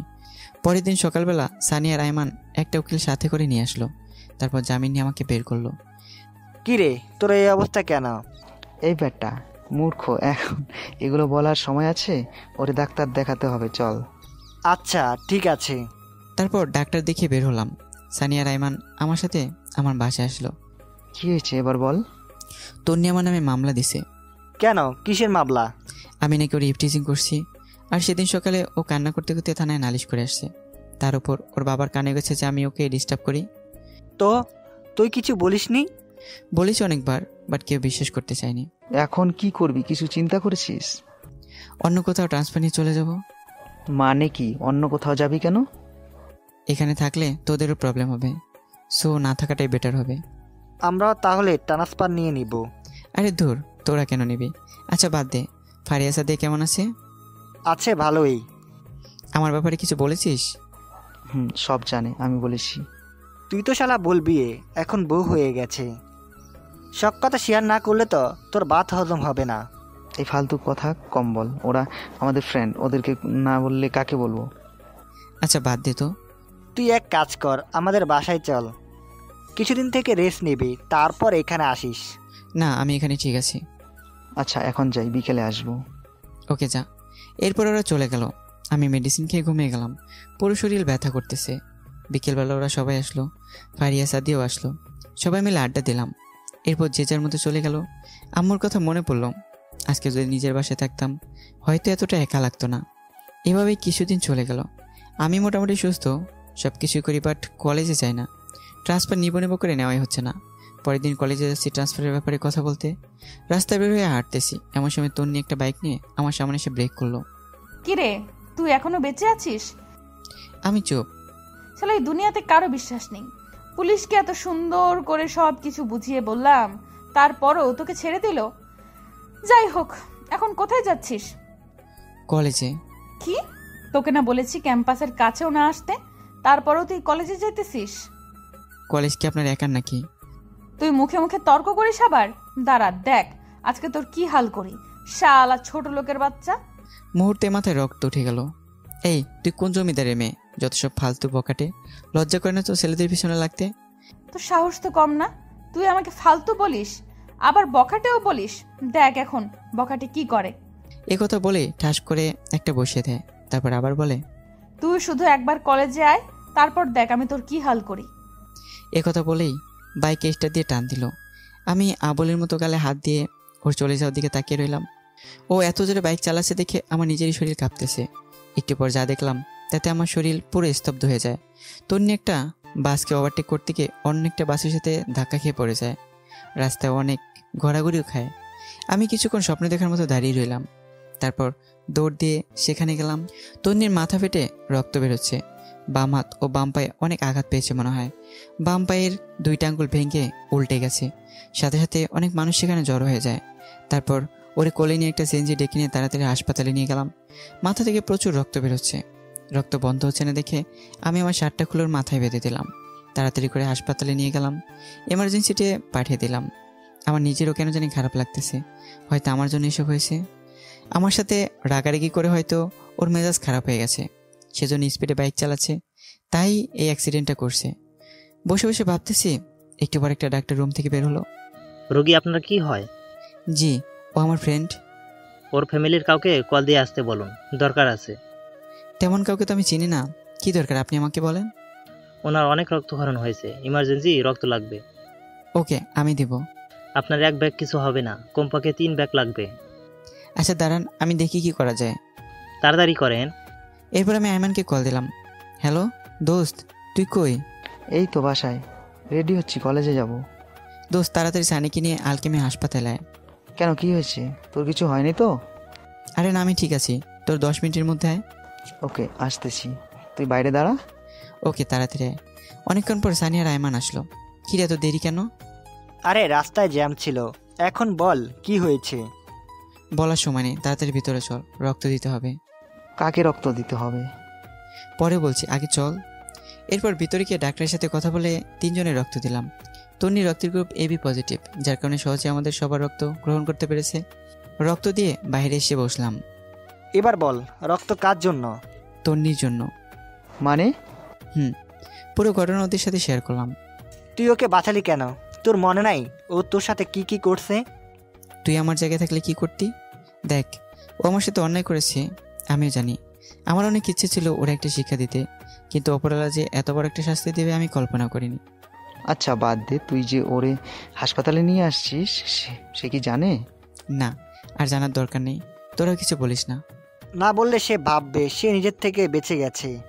ভাবুক, আমরা যে রক্ত দিছি সেটা বলার দরকার নেই। ওর জ্ঞান ফিরে আসার আগেই আমরা এখান থেকে চলে যাব। কিন্তু ওরে একটা শিক্ষা দেওয়া উচিত। আচ্ছা 1 মিনিট, তোর শার্ট কই? তন্নির মাথা বেঁধে দিয়েছিলাম, এখন মনে হয় কেবিনে। তো এখন কি করবি? ওর জ্ঞান আসা পর্যন্ত থাক, দেখি না কি হয়, যদি কিছু লাগে। এ কেটে পড় এখান থেকে। কেন? পিছে দেখ। পিছনে তাকে দেখি তন্নির গুন্ডি ফ্রেন্ডগুলো সবাই আসতেছে। আমরা যে উঠে চলে যাব তখনই লিজা মেয়েটা ডাক দেয়। তন্নির অনুপস্থিতিতে লিজাই লিডারের দায়িত্ব পালন করে। ওই দাঁড়া। সবাই দাঁড়ালাম।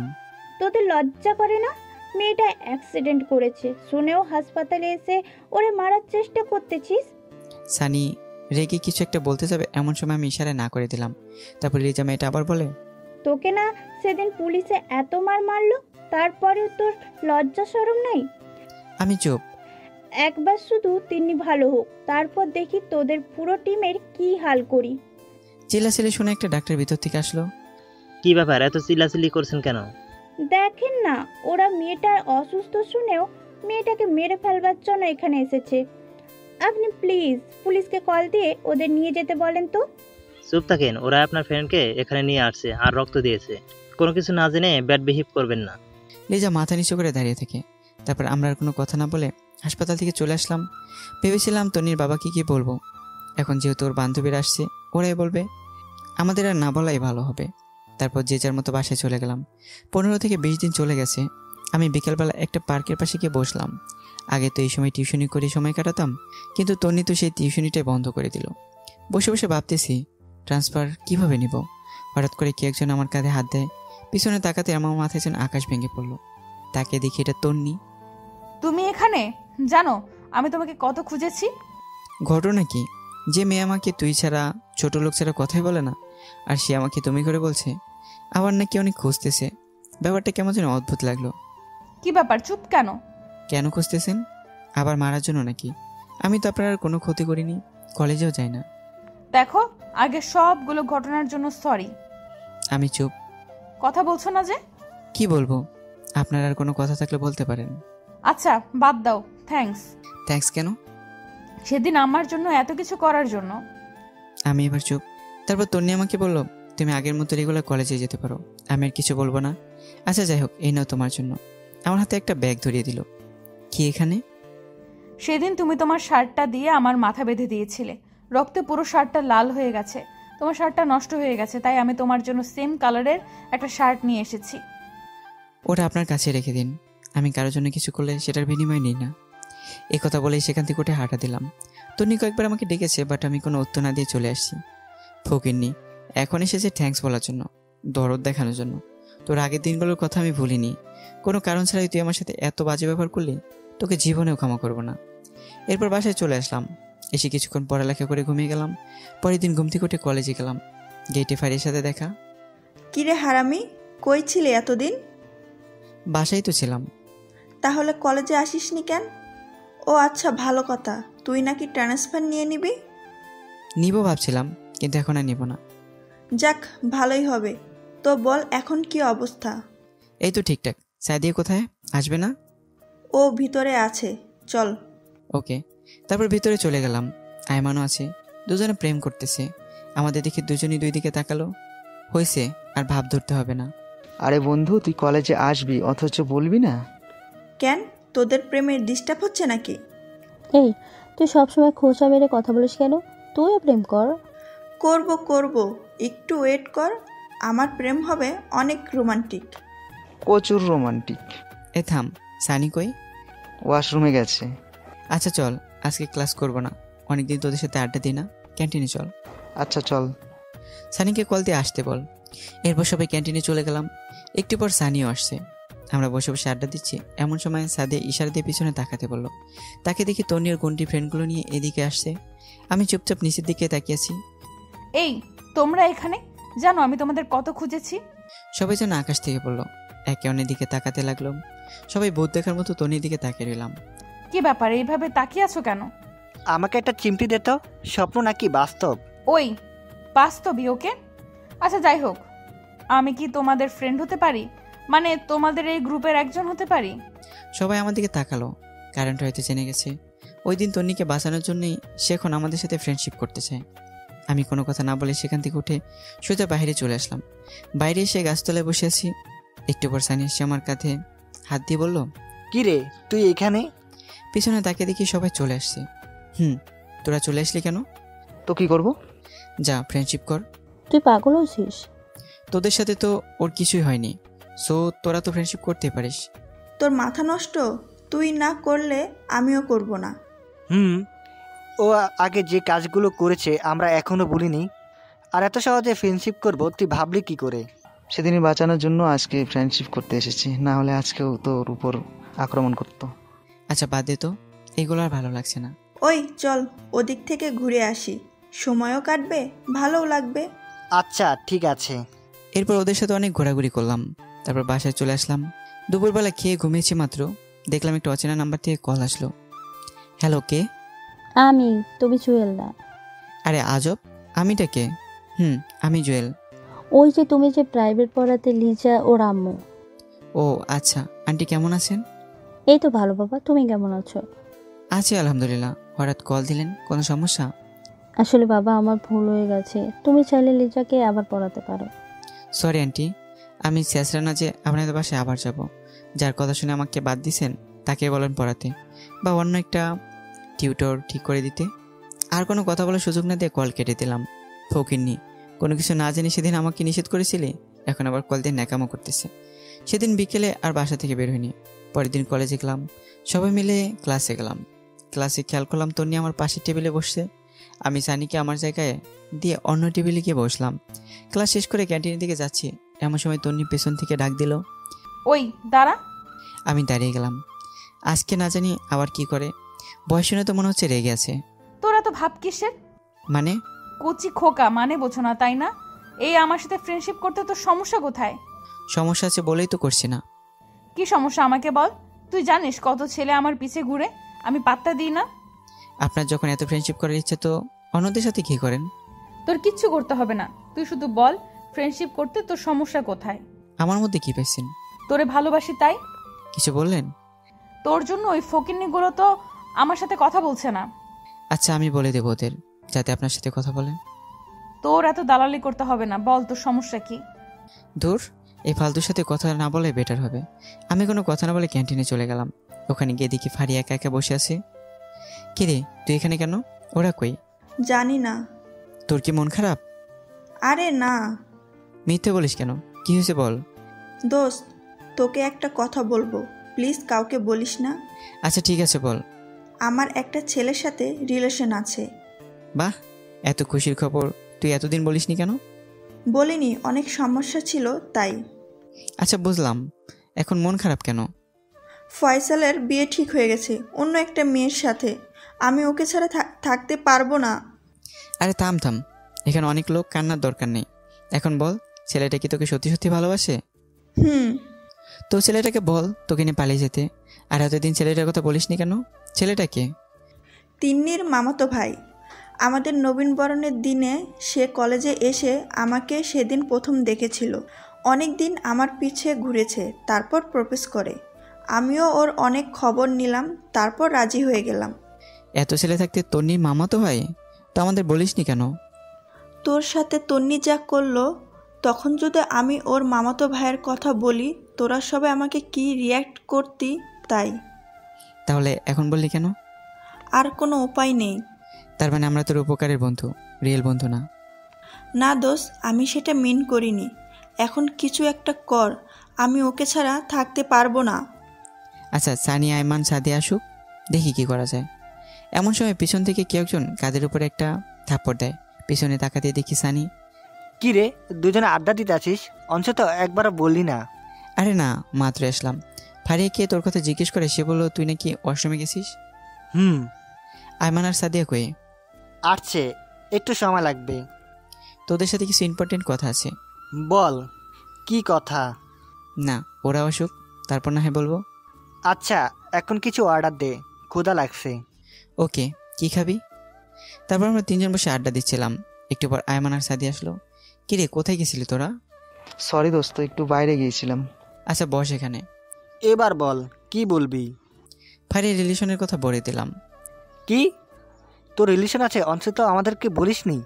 আমি এবার পুরো বিষয়টি বুঝে বলি। তো এখন কি করবি? জানি না, তোরা কিছু একটা কর। তো ও তোকে বিয়ে করলো তো? তুই কি ফয়সালকে এখন বিয়ে করতে পারবি? আমার তো সমস্যা নাই, কিন্তু বাসায় গিয়ে কি বলবো? আরে দূর, বাসায় কেন বলবি? জাস্ট কোর্ট ম্যারেজ করবি, যাতে ফয়সাল অন্য কোথাও বিয়ে করতে না পারে। কিন্তু ওর তো বিয়ে ঠিক হয়ে আছে। তো ও তোকে বিয়ে করলো তো, অন্য কারোর সাথে হবে না। কোর্ট ম্যারেজ তো যে কোনো সময় করা যাবে, বাট আগে ফয়সালের বিয়েটা ভাঙতে হবে। তাহলে একটা কাজ করলে কেমন হয়? কি? বিয়ের দিন রাতে তুই ফয়সালকে নিয়ে পালিয়ে যাবি, আমরা ফয়সালকে বাসার থেকে তুলে নিয়ে আসবো। শালা মাথা মোটা, ফয়সাল কি মেয়ে যে আমরা ওরে বাসা থেকে তুলে নিয়ে আসব? অন্য কোনো উপায় বের করতে হবে। আচ্ছা দোষ, আর কোনো উপায় নেই? জুয়েল, কিছু বলিস না কেন? অন্য কোনো উপায় তোর জন্য জানা আছে? একটা উপায় আছে। কি? তাড়াতাড়ি বল। তন্নি। কিভাবে? তন্নি পারবে। ফয়সাল তন্নির মামাতো ভাই, সো তন্নি যদি ওর মামাকে বলে তাহলে হয়তো বিয়েটা অফ হয়ে যাবে। অ্যান্ড আরও একটা উপায় আছে, যে মেয়েটার সাথে ওর বিয়ে ঠিক হয়েছে তাকে ফয়সাল আর ফারিয়ার রিলেশনের কথাগুলো বললে হয়তো সেও নিজে বিয়ে বন্ধ করে দেবে। কারেক্ট। এখন কি করবি? এই বিয়ে করবে? এই বিয়ে কবে রে? আগামী সপ্তাহে। ফয়সালকে কল দে আর মেয়েটার পুরো ডিটেলস জেনে নে, আর মেয়েটার নাম্বার নিয়ে নে। এখন কল দিব? আরে না, বিয়ের পরে দিস। ফকিন্নি, তাড়াতাড়ি কল দে। ফারিয়া কল দিল, তারপর অনেকক্ষণ কথা বলে মেয়েটার পুরো ডিটেলস নিল, আর নাম্বার ও বাসার অ্যাড্রেসও নিল। সব নিয়েছিস? ওরে কল দিয়ে জিজ্ঞেস কর কোথায় আছে, তারপর আমরা সেখানে গিয়ে ওর সাথে কথা বলবো। ওকে, যদি জিজ্ঞেস করে আমি কে, তখন কি বলবো? বলবি তুই ফয়সালের কাজিন, এখন ওর সাথে দেখা করতে চাচ্ছিস। আচ্ছা ঠিক আছে। এরপর ফারিয়া মেয়েটাকে কল দিল, কয়েকবার কল দিল কিন্তু কল রিসিভ করতেছে না। কল তো ধরছে না। আচ্ছা ঠিক আছে, তুই রাতে কল দিয়ে দেখা করতে বলবি, সকালে আমরা সবাই যাব, তারপর মেয়েটাকে সব কিছু বুঝিয়ে বলবো। যদি এটাতে কাজ না হয় তাহলে তন্নিকে দিয়ে করতে হবে, আর কোনো অপশন নেই। বাদ দে, দোয়া কর যাতে মেয়েটাই বিয়ে বন্ধ করে দেয়।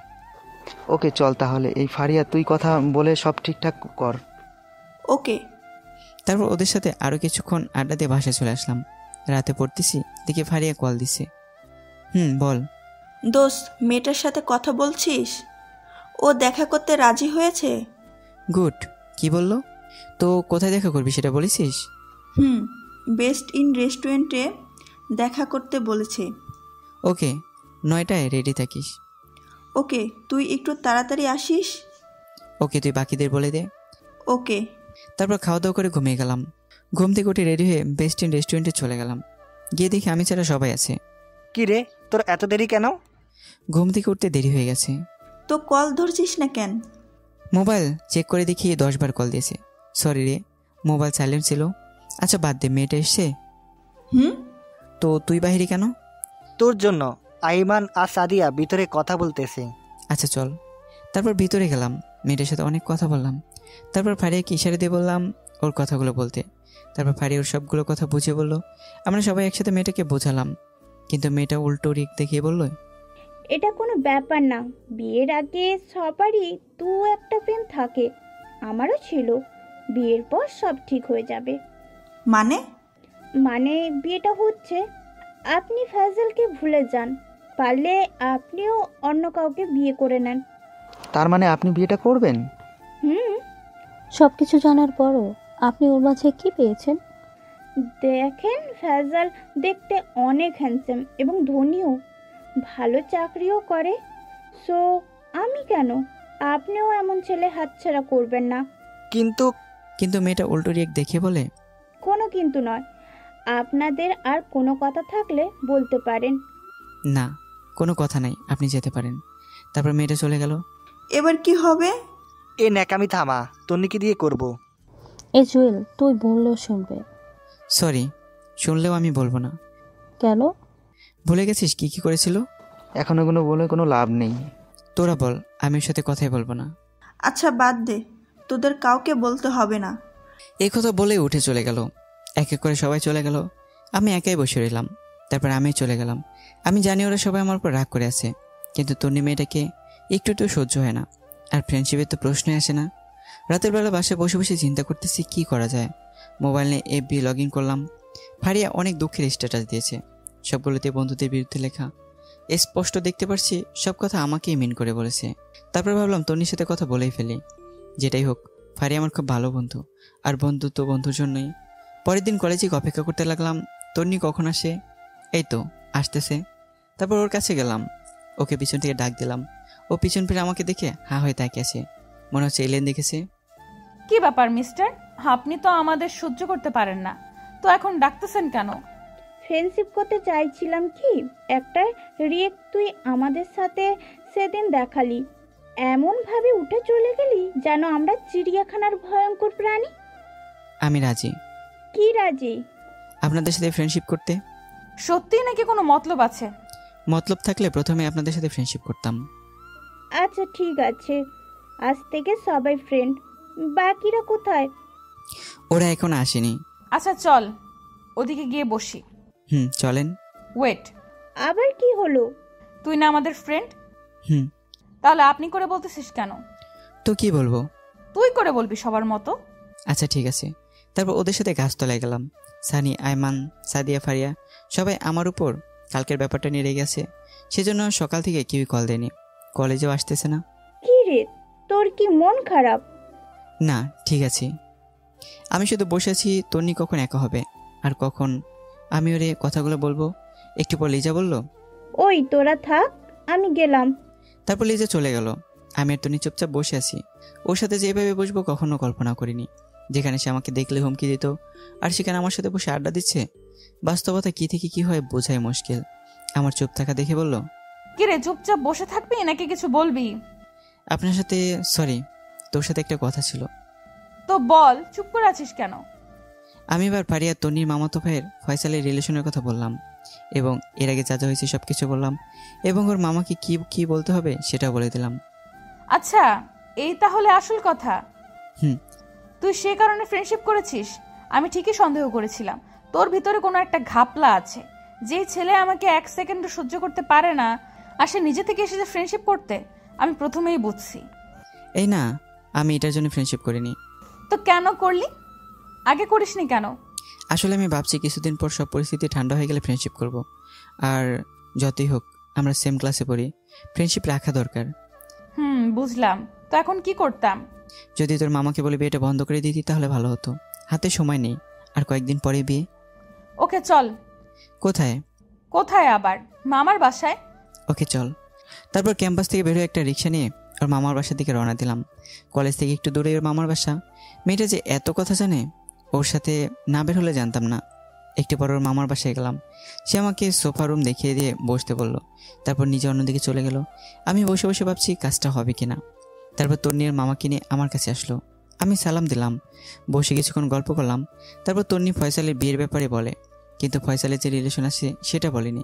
তন্নি নিজ থেকে অনেকগুলো মিথ্যা কথা বলে প্রায় ওর মামাকে নিস্তব্ধ করে দিল। মেয়েটার বুদ্ধি থেকে আমি রীতিমতো একটা টাসকি খেলাম। তারপর ওর মামা বলল, তোরা এত কি করে জানিস? আরে আমার ভাইয়ের বিয়ে, আর আমি ভাবি সম্পর্কে একটু খবর নিব না, তা কি করে হয়, তাই খবর নিলাম। ও মামা প্লিজ, তুমি ভাইয়ার জীবনটা এইভাবে নষ্ট করে দিও না।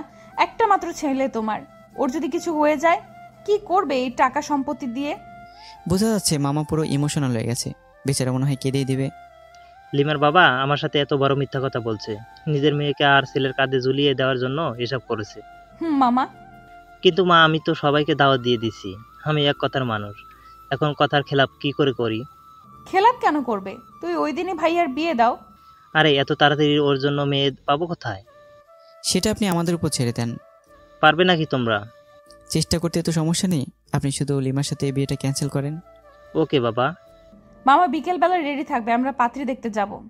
আমি আর মামা অবাক হয়ে তার দিকে তাকালাম। পাত্রীকে? সেটা না হয় বিকেলে দেখবে। ফয়সাল ভাইয়াকেও বলো রেডি থাকতে। আচ্ছা ঠিক আছে। মামা আমরা তাহলে আসি, বিকেলে দেখা হবে। খেয়ে যাও। না, আমাদের কাজ আছে। আচ্ছা ঠিক আছে, সাবধানে যাবে। এরপর বাসা থেকে বেরিয়ে আসলাম। কিরে, কেমন দিলাম? পুরাই 100। আপনি একটা জিনিস মাইরি। দেখতে হবে না মেয়েটা কে? হয়েছে, আর ডং করতে হবে না। আরেকটা কাজ করতে হবে। কি কাজ? ফারিয়াদের বাসায় বলতে হবে, না হলে ওরা জানবে কি করে। দাঁড়া, আমি ওর আম্মুকে কল দিই। আচ্ছা দে। কল দিলাম। হ্যালো, আসসালামু আলাইকুম আন্টি। ওয়ালাইকুম আসসালাম, কেমন আছো বাবা? এই তো আন্টি, আছি মোটামুটি। আপনি? আছি, আল্লাহ রাখছে। আন্টি ফারিয়া কোথায়? কলেজে আসেনি যে? জানি না বাবা, মেয়েটা কালকে থেকে কিছুই খাচ্ছে না, দরজা বন্ধ করে ভিতরেই বসে থাকে। আন্টি একটু কথা ছিল। বলো। আমি পুরো বিষয়টা বুঝিয়ে বললাম এবং এটা বললাম বিকেলবেলা ওরা সবাই দেখতে আসবে।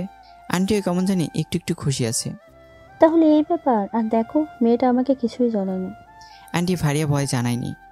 ভয়ের কি আছে? আমি তো ওর মা, ওর ভালো মন্দ তো আমাকেই দেখতে হবে। আমার আর ওর বাবার প্রথম প্রেম ছিল, তারপর বিয়ে। আন্টি আরেকটা কথা। বলো বাবা। আমি যে আপনাকে কথাগুলো বলছি, ফারিয়াকে কিছু বলবেন না। আর ফয়সাল যে ওরা দেখতে আসছে সেটাও বলবেন না। কেন বাবা? ওর একটা সারপ্রাইজ দেব। আচ্ছা ঠিক আছে। কল কেটে দিলাম। সব ঠিক আছে? তুই তাহলে যা, দুপুরে খেয়ে রেডি হয়ে নিস। দেখা কোথায় করবি? মানে ফারিয়াকে কোথায় দেখাবি? শেজলা রেস্টুরেন্টে দেখা করলে কেমন হয়? যেটা ভালো বুঝিস। আচ্ছা ঠিক আছে, এখন বাসায় যা। তারপর তনির কাছ থেকে বিদায় নিয়ে বাসায় চলে আসলাম। আজকে কেমন যেন একটু অন্যরকম আনন্দ লাগছে। খাওয়া দাওয়া করে আমি ফারিয়ার আম্মুকে কল দিয়ে সব কিছু বলে দিলাম। কোথায় আসতে হবে সেটা বলে দিলাম। আরও বললাম সানি, আয়মান আর সাদিয়াকে সাথে করে নিয়ে আসতে। তারপর রেডি হয়ে তনিদের বাসার সামনে চলে গেলাম। কিছুক্ষণ পর সে আসলো। তারপর দুজনে ওর মামার বাসায় চলে গেলাম। সেখান থেকে সব কিছু ঠিকঠাক করে ওদেরকে সাথে নিয়ে সিজলারে চলে গেলাম। ফারিয়ার আম্মু আব্বু, ওর বাবা, ওর মামা, আরও কয়েকজন লোক, তারপর সানি, আয়মান আর সাদিয়া সবাই আগে থেকে এসে বসে আছে। এরপর আমরাও গেলাম। আমাকে আর তনিকে একসাথে দেখে সানি, আয়মান, সাদিয়া, ফারিয়া এমনভাবে তাকালো যেন তারা আকাশ থেকে পড়েছে। আমি ওদের সাথে কোনো কথা না বলে ফয়সালের পাশে গিয়ে বসলাম। ফয়সাল আর ফারিয়া একে অনেকে দেখে খুশিতে শেষ, বারবার আমাদের দিকে তাকাচ্ছে। তন্নি এসে আমার পাশে বসলো। আজকে একটা কালো শাড়ি পরেছে, দেখে অন্যরকম একটা ভালো লাগা কাজ করতেছে। আমার এই অবস্থা দেখে শানি শুধু এপাশ ওপাশ করতেছে, মনে হয় ওর জ্বলতেছে। যাই হোক, কথাবার্তা শুরু হলো। সবাই সবার সম্পর্কে জানালো, খবর নিল। ফয়সালকে আর ফারিয়াকে কথা বলার জন্য একটা রুমে পাঠিয়েছে। একটু পর দুজনে আবার রুমে আসলো। দুজনেই হেসে হ্যাঁসূচক সম্মতি দিল। যাক, সবাই রাজি। বিয়ের তারিখটাও শোনার পর ফারিয়ার বাবু প্রথমে না করলেও পরে রাজি হয়ে যায়। সব ঠিকঠাক। আমি আস্তে করে উঠে বাইরে বেলকনি থেকে দাঁড়ালাম। সাদিয়া পিছনে এসে, কিরে এখানে কি করছিস? আমি চুপ। কিরে শালা, একা একা এত দূর একবার বললিও না। আমি এবার চুপ। সরি দোস্ত, আমরা না বুঝে তোর সাথে এই দুদিন ব্যাড বিহেভ করেছি। আমি কিছুই বলছি না। একটু পর ফারিয়া আসলো। থ্যাঙ্কস দোস্ত, তুই না থাকলে কিছুই হতো না। আমি কারো বন্ধু না, শুধুমাত্র ব্যবহারের পাত্র মাত্র। প্লিজ এভাবে বলিস না। আমি ভাবছি তুই তন্নির সাথে কথা বলবি না, তাই তোর উপর একটু রাগ হলো। আচ্ছা, তোরা তাহলে আগে থেকে প্ল্যান করে রাখছিলি? আরে না, ওর রাগ ভাঙতেছি। আচ্ছা শোন, ওনারা চলে যাক, আমরা চল কোথাও গিয়ে বসি, একটু আড্ডা দিই। ফয়সাল ভাইয়াও থাকবে। ওকে চল। তারপর সবাই মিলে একটা কফি শপে গেলাম। সাদিয়া জিজ্ঞেস করলো, এবার বল, এত কিছু কি করে করলি? প্রথম থেকে শেষ পর্যন্ত সব বললো। তোর মাথায় বুদ্ধি আছে মাইরি। জুয়েল দোস্ত, বলছিলাম কি, তুই তো সাদিয়া আর আয়মানকে এম করে দিলি, এখন ফারিয়াকেও করে দিলি। এবার আমার ব্যাপারে একটু চিন্তা কর। চুপ কর শালা, তোর কপালে প্রেম নাই। তোমাদেরকেও ধন্যবাদ এত সুন্দর করে সব কিছু করার জন্য। আর এখানে ধন্যবাদের কি আছে? আপনারা হলেই তো এই কাজটাই করতাম। আচ্ছা চল উঠি, অনেক দেরি হয়ে গেছে।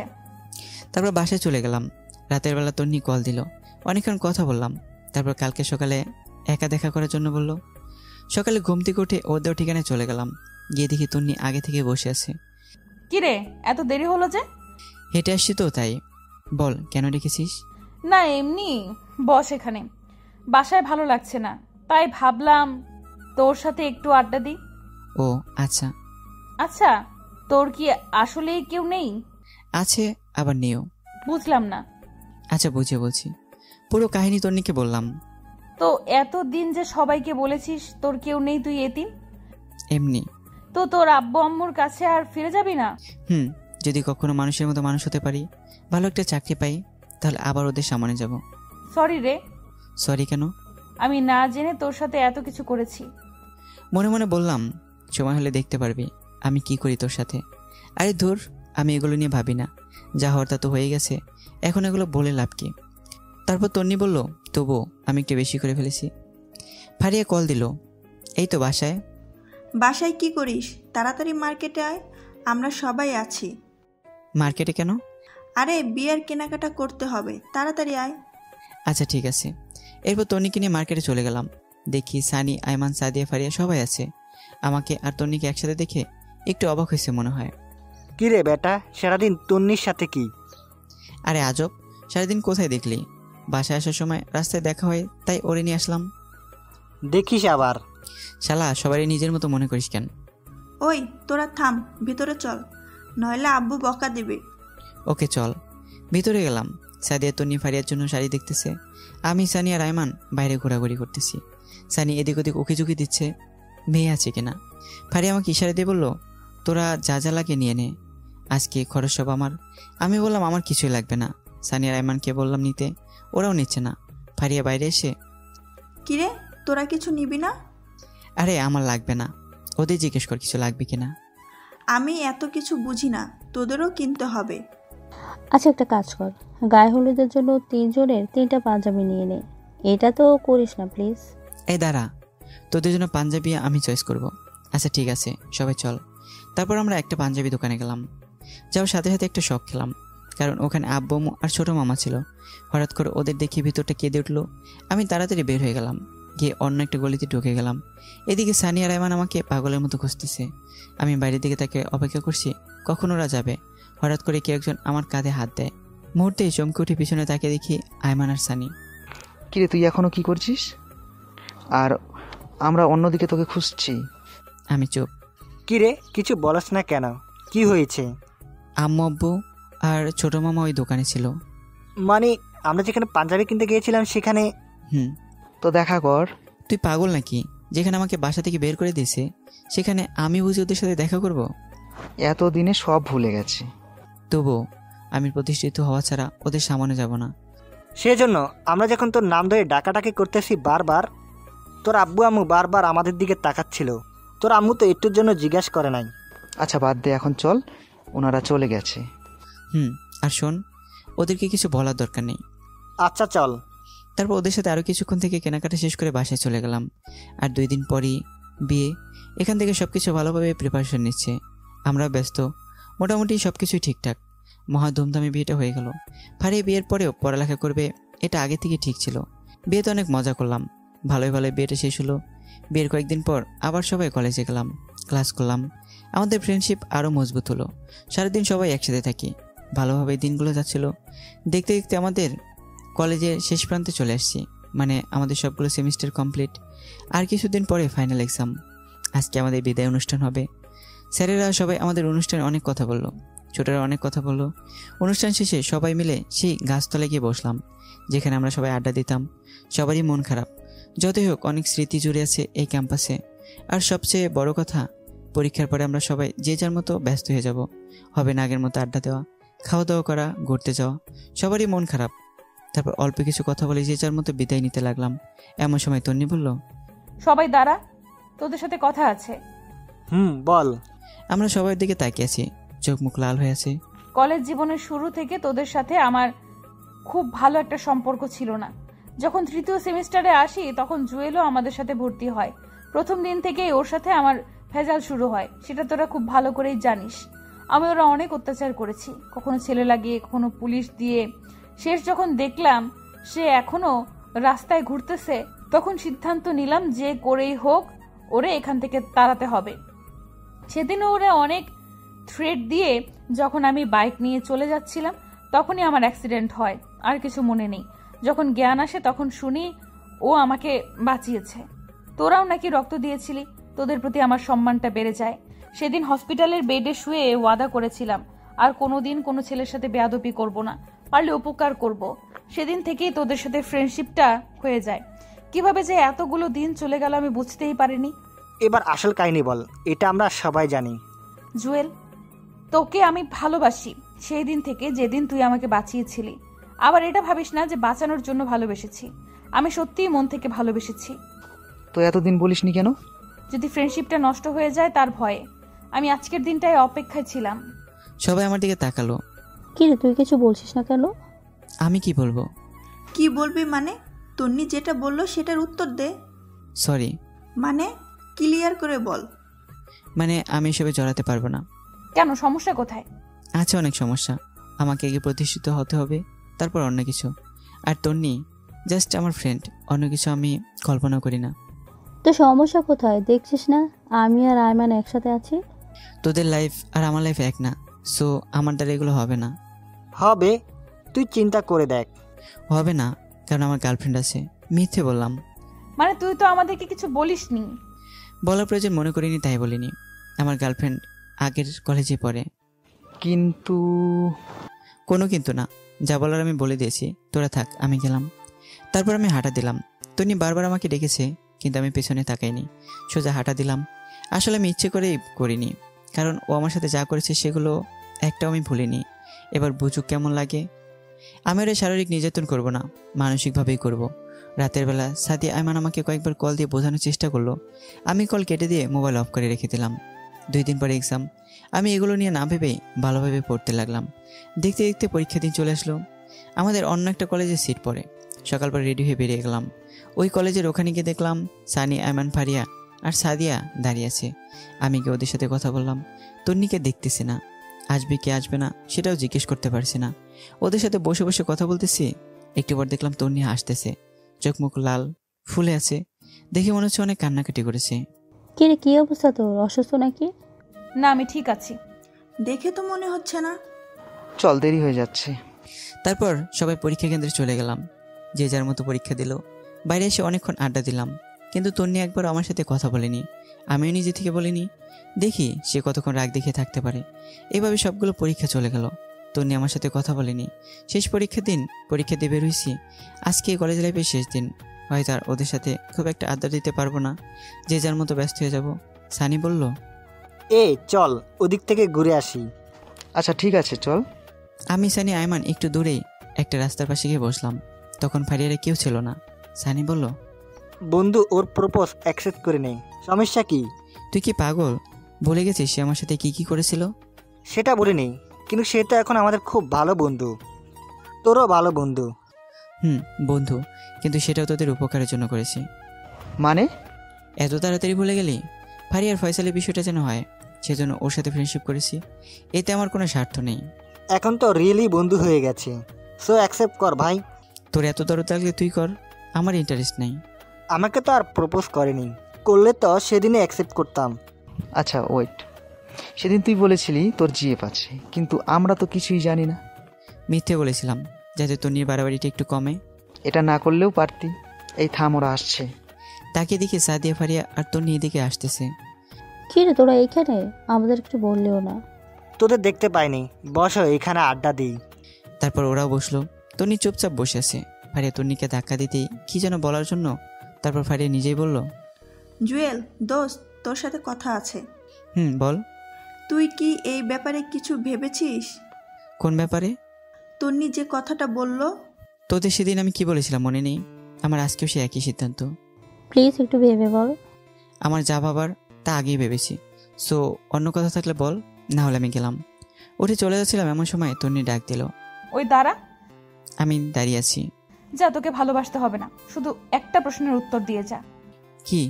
সত্যিই থাকতে পারবি আমার সাথে কথা না বলে? পারবো। তুইও চেষ্টা কর, তুইও পারবি। কিন্তু? কোনো কিন্তু না। তুই আমার থেকে অনেক ভালো ছেলে পাবি। আমি ছোট লোক, এতিম, ফকিরের বাচ্চা। তুই তো বলেছিলি, এখন আবার ভালোবাসিস কেন? এই সব কিছুর জন্য সরি বললাম তো, প্লিজ মাফ করে দে। তোর উপর তো আমার কোনো রাগ বা ক্ষোভ নেই, সো মাফের প্রশ্নই আসে না। প্লিজ এমন করিস না, আমি সত্যি। অনেক হয়েছে, এবার থাম, আমি গেলাম। তনি পেছন থেকে আমাকে কয়েকবার ডেকেছে, আমি তাকাইনি। বাকিরা অনেকবার ডেকেছে, আমি না দাঁড়িয়ে চলে যাই। সেদিন আমি অনেক কেঁদেছি। হয়তো মেয়েটাকে আমি ভালোবেসে ফেলেছি, কিন্তু কিছু করার নাই। সে আমার সাথে যেগুলো করেছে তার ফল ওকেও একটু ভোগ করতে হবে। এভাবে দিন যেতে লাগলো। সানি আইমানের সাথে মাঝে মাঝে রাস্তায় দেখা হয়, মোবাইলেও কথা হয়। ফারিয়া আর সাদিয়ার সাথে মোবাইলে কথা হয় বা অনলাইনে টুকটাক কথা হয়। তন্নির সাথে টোটালি কোনো কথাই হয় না আমার। দেখতে দেখতে রেজাল্টের দিনে চলে আসলো। মোবাইলে রেজাল্ট দেখে নিলাম। আলহামদুলিল্লাহ, খুব ভালো রেজাল্ট করলাম। আমাদের সবার রেজাল্ট মোটামুটি ভালো হয়, শুধু তন্নিটা ছাড়া। সেও পাশ করেছে, বাট অন্যদের মতো না। কারণটা হয়তো আমি রেজাল্ট দেওয়ার পরই বিভিন্ন জায়গায় চাকরির জন্য আবেদন করতে শুরু করি। একটা কোম্পানিতে চাকরির জন্য আবেদন করি, ইন্টারভিউ দিলাম, সব কিছু ঠিকঠাক ছিল, তাই চাকরিটাও পেয়ে গেছি। চাকরি পাওয়ার পর ওদের সবাইকে কলেজ ক্যাম্পাসে আসতে বললাম, ট্রিট দেব। সবাই আসলো, কিন্তু তন্নি আসলো না। তুই তো পুরাই চেঞ্জ। কই, আগের মতোই তো আছি।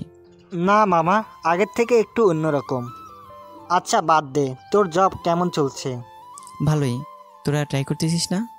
না, আমি বাবার অফিসেই করব, সাথে আমার এই দুষ্টু বরটাকেও রাখবো। মামা, এই ভুল করিস না। সারা জীবন কোটা শুনবি যে তুই শ্বশুরের টাকা খাস। শালা কদিন পর ঘর জামাই করে নিয়ে যাবে, তখন কি করবি? ফারিয়া তো সেটেল। তোর জামাই কেমন আছে রে? আছি ভালো। এই তন্নির কি অবস্থা? তোদের সাথে কথা হয়? মাঝে মাঝে। তোর সাথে হয়? আরে না, হইলে কে তোদের জিজ্ঞেস করি।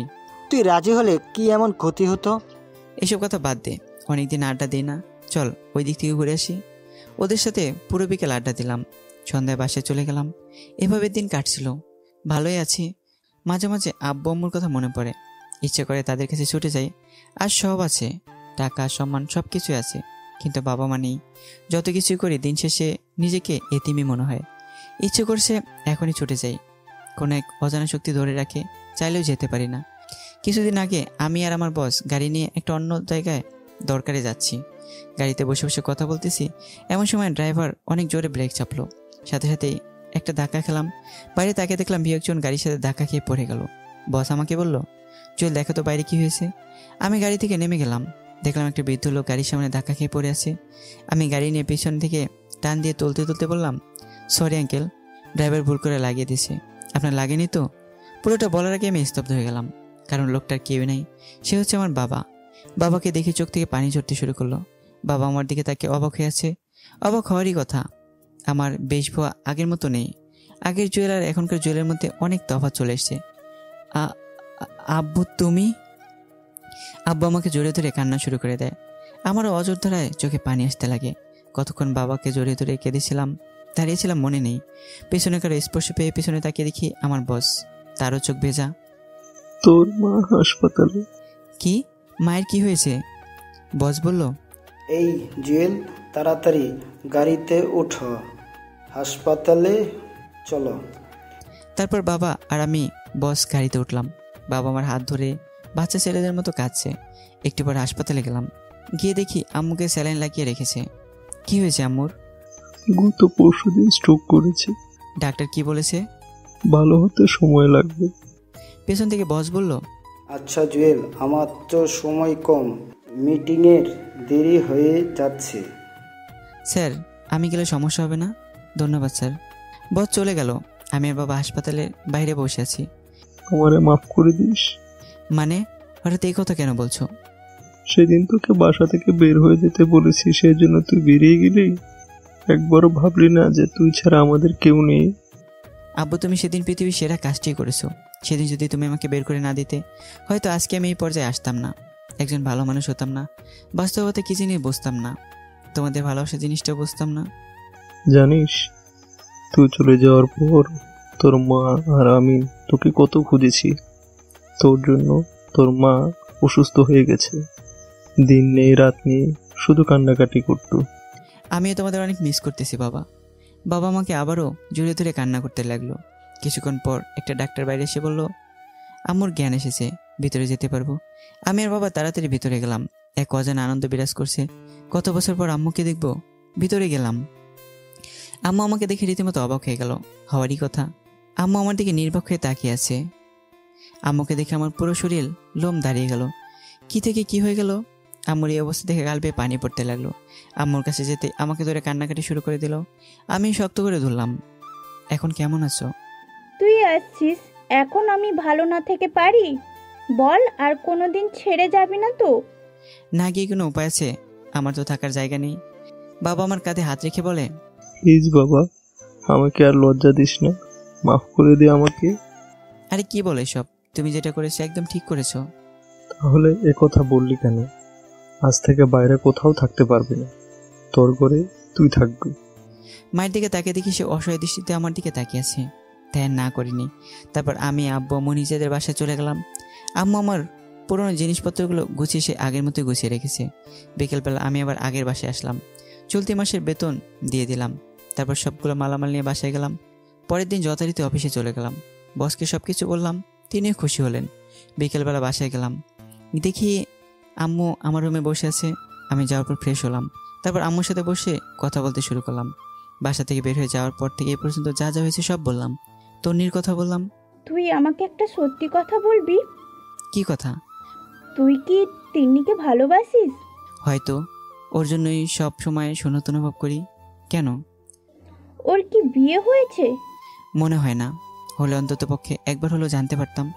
ওর বাসার ঠিকানা বা মোবাইল নম্বর আছে? ওয়েট, তুমি এগুলো দিয়ে কি করবে? কিছু না। আচ্ছা শোন, তোর জন্য একটা মেয়ে দেখছি। মানে? কথা নেই বার্তা নেই, হঠাৎ করে কিসের মেয়ে দেখছো? বাসায় সারাদিন আমি একা একা, আমারও তো একটা কথা বলবার মতো কাউকে দরকার নাকি?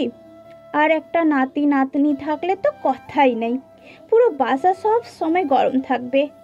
লাগবে না গরমের, আমি তো তাড়াতাড়ি বিয়ে করতে পারবো না। তাহলে আমি মারা যাবার পর করিস? দূর, এগুলো বলো কেন, ভাল লাগে না। আচ্ছা, তিনি মায়ের নাম্বারটা দে তো। কেন? আরে আমার ছেলেকে সে নিজের ছেলের মতো দেখেছে, আদর করেছে, তার সাথে একটু কথা না বললেই নয়। ওকে, উল্টাপাল্টা কিছু বলবে না আবার। আরে না, তুই নাম্বারটা দে। আমি নাম্বার দিলাম। তন্নির মায়ের নাম্বার দিয়ে আমি বাইরে চলে গেলাম। আম্মু মনে হয় কথা বলেছে। রাতের বেলায় বাসায় আসলাম। কি রে, কোথায় ছিলি? এই তো বাইরে গিয়েছিলাম। তোর অফিস কয়টা বাজে? 9টায়। কেন? সকালে আমাকে আর তোর বাবাকে একটু তিন্নিদের বাসায় দিয়ে আসতে পারবি? মানে ওই বাসায় কি করবে? তিন্নির মা নাকি অনেক অসুস্থ, একটু দেখে আসবো। আচ্ছা ঠিক আছে। তারপর খাওয়া দাওয়া করে ঘুমিয়ে গেলাম। সকালে ঘুম থেকে উঠে আব্বু আমাকে নিয়ে তন্নিদের বাসায় গেলাম। আমি ওনাদের ভিতরে পাঠিয়ে দিয়ে আবার অফিসে চলে গেলাম। সারাদিন কাজ করে সানিয়ার আয়মানের সাথে বিকেলবেলা আড্ডা দিয়ে বাসায় আসলাম। এসে ফ্রেশ রুমে বসে একটা বই পড়তেছি। আম্মু রুমে আসলো। কি রে, কি করছিস? কিছু না, বই পড়ছি। কিছু বলবে? তোর বিয়ে। কি? আমার বিয়ে মানে? তোর বিয়ে ঠিক করেছি। মানে কি? আমাকে জিজ্ঞেস করলে না? মেয়েটা কে, কোথায় থাকে, কি করে সেটা বললা না, সোজা বিয়ে ঠিক করে ফেলা?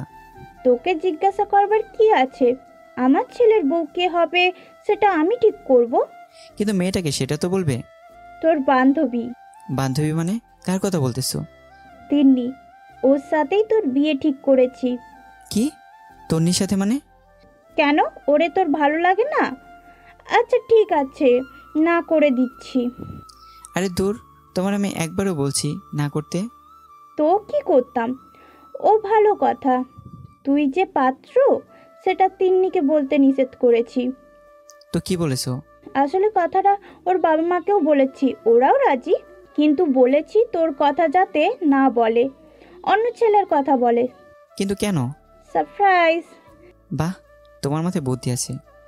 দেখতে হবে না মা টাকার। আচ্ছা খেতে আয়। তারপর খাওয়া দাওয়া করে ঘুমোতে গেলাম, কিন্তু খুশি টেলায় ঘুম আসছে না। যাই হোক, মনটা ফ্রেশ হয়ে গেল। তন্নিকে বিশাল একটা সারপ্রাইজ দেওয়া হবে। এভাবেই কিছুদিন গেল। শুক্রবারে সকালবেলা সাদিয়া কল দিল। কিরে ফকিনি, ভুলে গেলি নাকি? আরে না, বল কেমন আছিস? এই তো আছি আগের মতোই।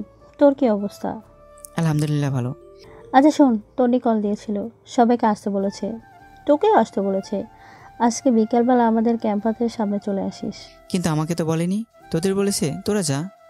আরে তোর নাম্বার নাকি ওর কাছে নেই। তাহলে আমি যাচ্ছি না, যদিও কল করে তাহলে যাব। আরে এমন করিস কেন? সানিয়া, আমান, ফারিয়া সবাই আসবে। আসুক, বাট আমি আসবো না, যদিও কল না করে। আচ্ছা ঠিক আছে, আমি ওরও তোর নাম্বার দিয়ে দিয়েছি। ওকে। কল রেখে বসে বসে খেলা দেখতেছি। কিছুক্ষণ পর একটা অপরিচিত নাম্বার থেকে কল আসে। আমি বুঝে গেলাম তন্নি হবে। কয়েকবার রিং পড়ার পর ধরলাম। হ্যালো, কে? আমি। আরে আজব তো, আমিটা কে? আমি তন্নি। কোন তন্নি? কোন তন্নি মানে? কলেজের। ও, তো বল কি হয়েছে, কেন কল দিছিস? কেন কল দিলে সমস্যা নাকি? অবশ্যই সমস্যা। আমার বউ অপরিচিত কারোর সাথে কথা বলতে না করেছে। তো বল কি হয়েছে? তন্নি চুপ করে আছে। ও যে রেগে আগুন হয়েছে সেটা আমি ভালো করেই জানি। বিকেলে কলেজের সামনে আসিস, তোদের সাথে কথা আছে।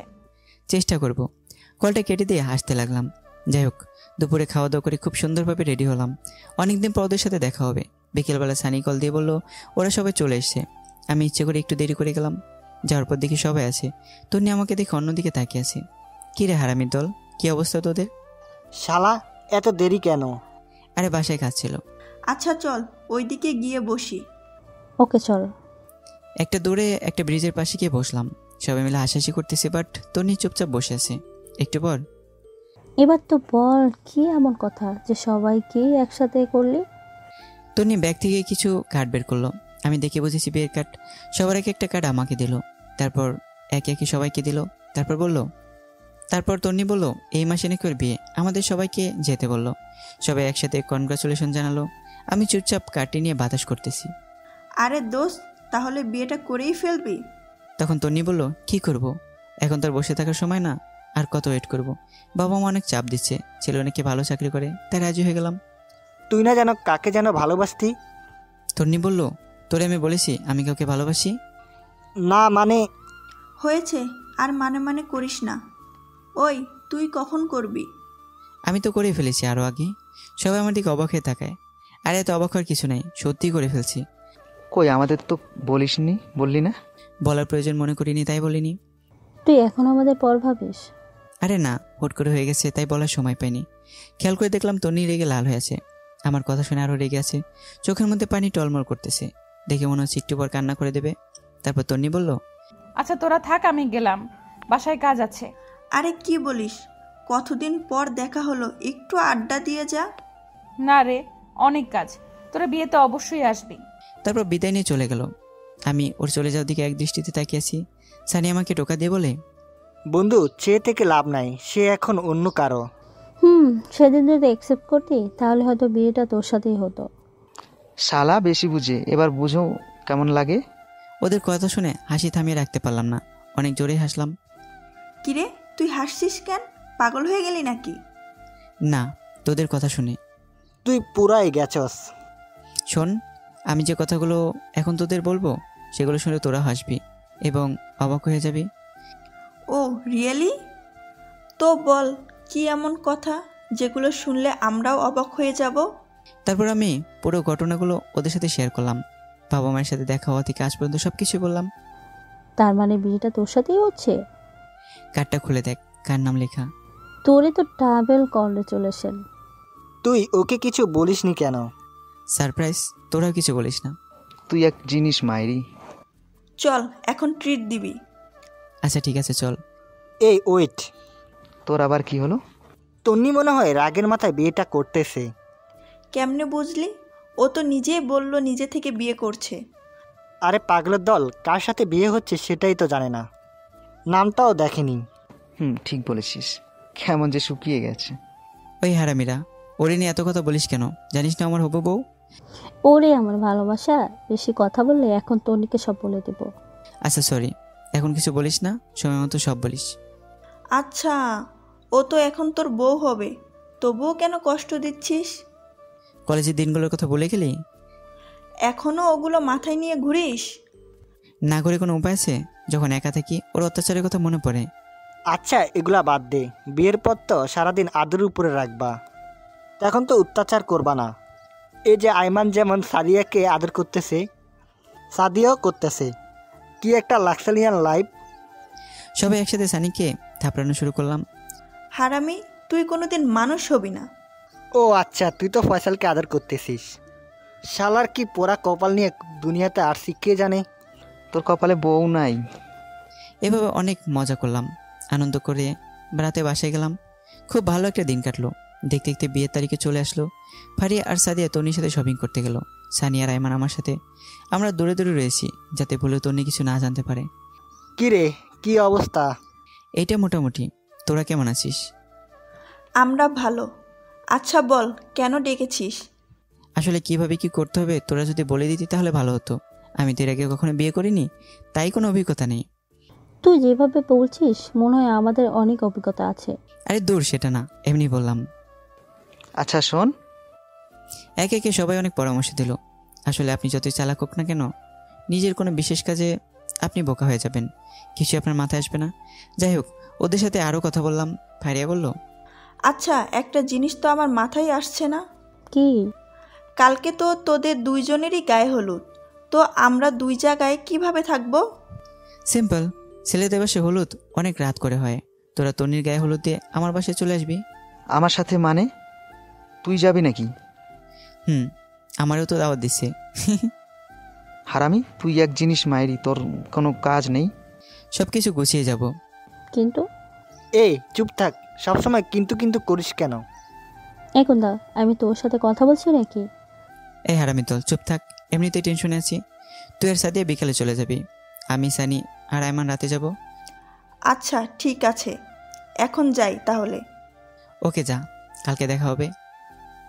তারপর সানি আর আয়মানের সাথে আরও কিছুক্ষণ আড্ডা দিয়ে আমি বাসায় চলে আসলাম। পরের দিন মানে হলুদের দিন সকাল থেকে সব কিছু সাজাতে শুরু করলো। লাইটিং থেকে কেমন যেন একটা দোলা দোলা ভাব চলে আসলো। সারাদিন কাজ করতে করতে কখন যে সময় চলে গেল বুঝতে পারিনি। বিকেলবেলা সানি আয়মান আসলো, ওরাও টুকিটাকি অনেক কাজ করলো। রাত 10টায় ফারিয়ে কল দিল। কিরে আসবি না? আসতেছি। তাড়াতাড়ি আয়, তোদের তন্নি খুঁজছে। ওয়েট, আসছি।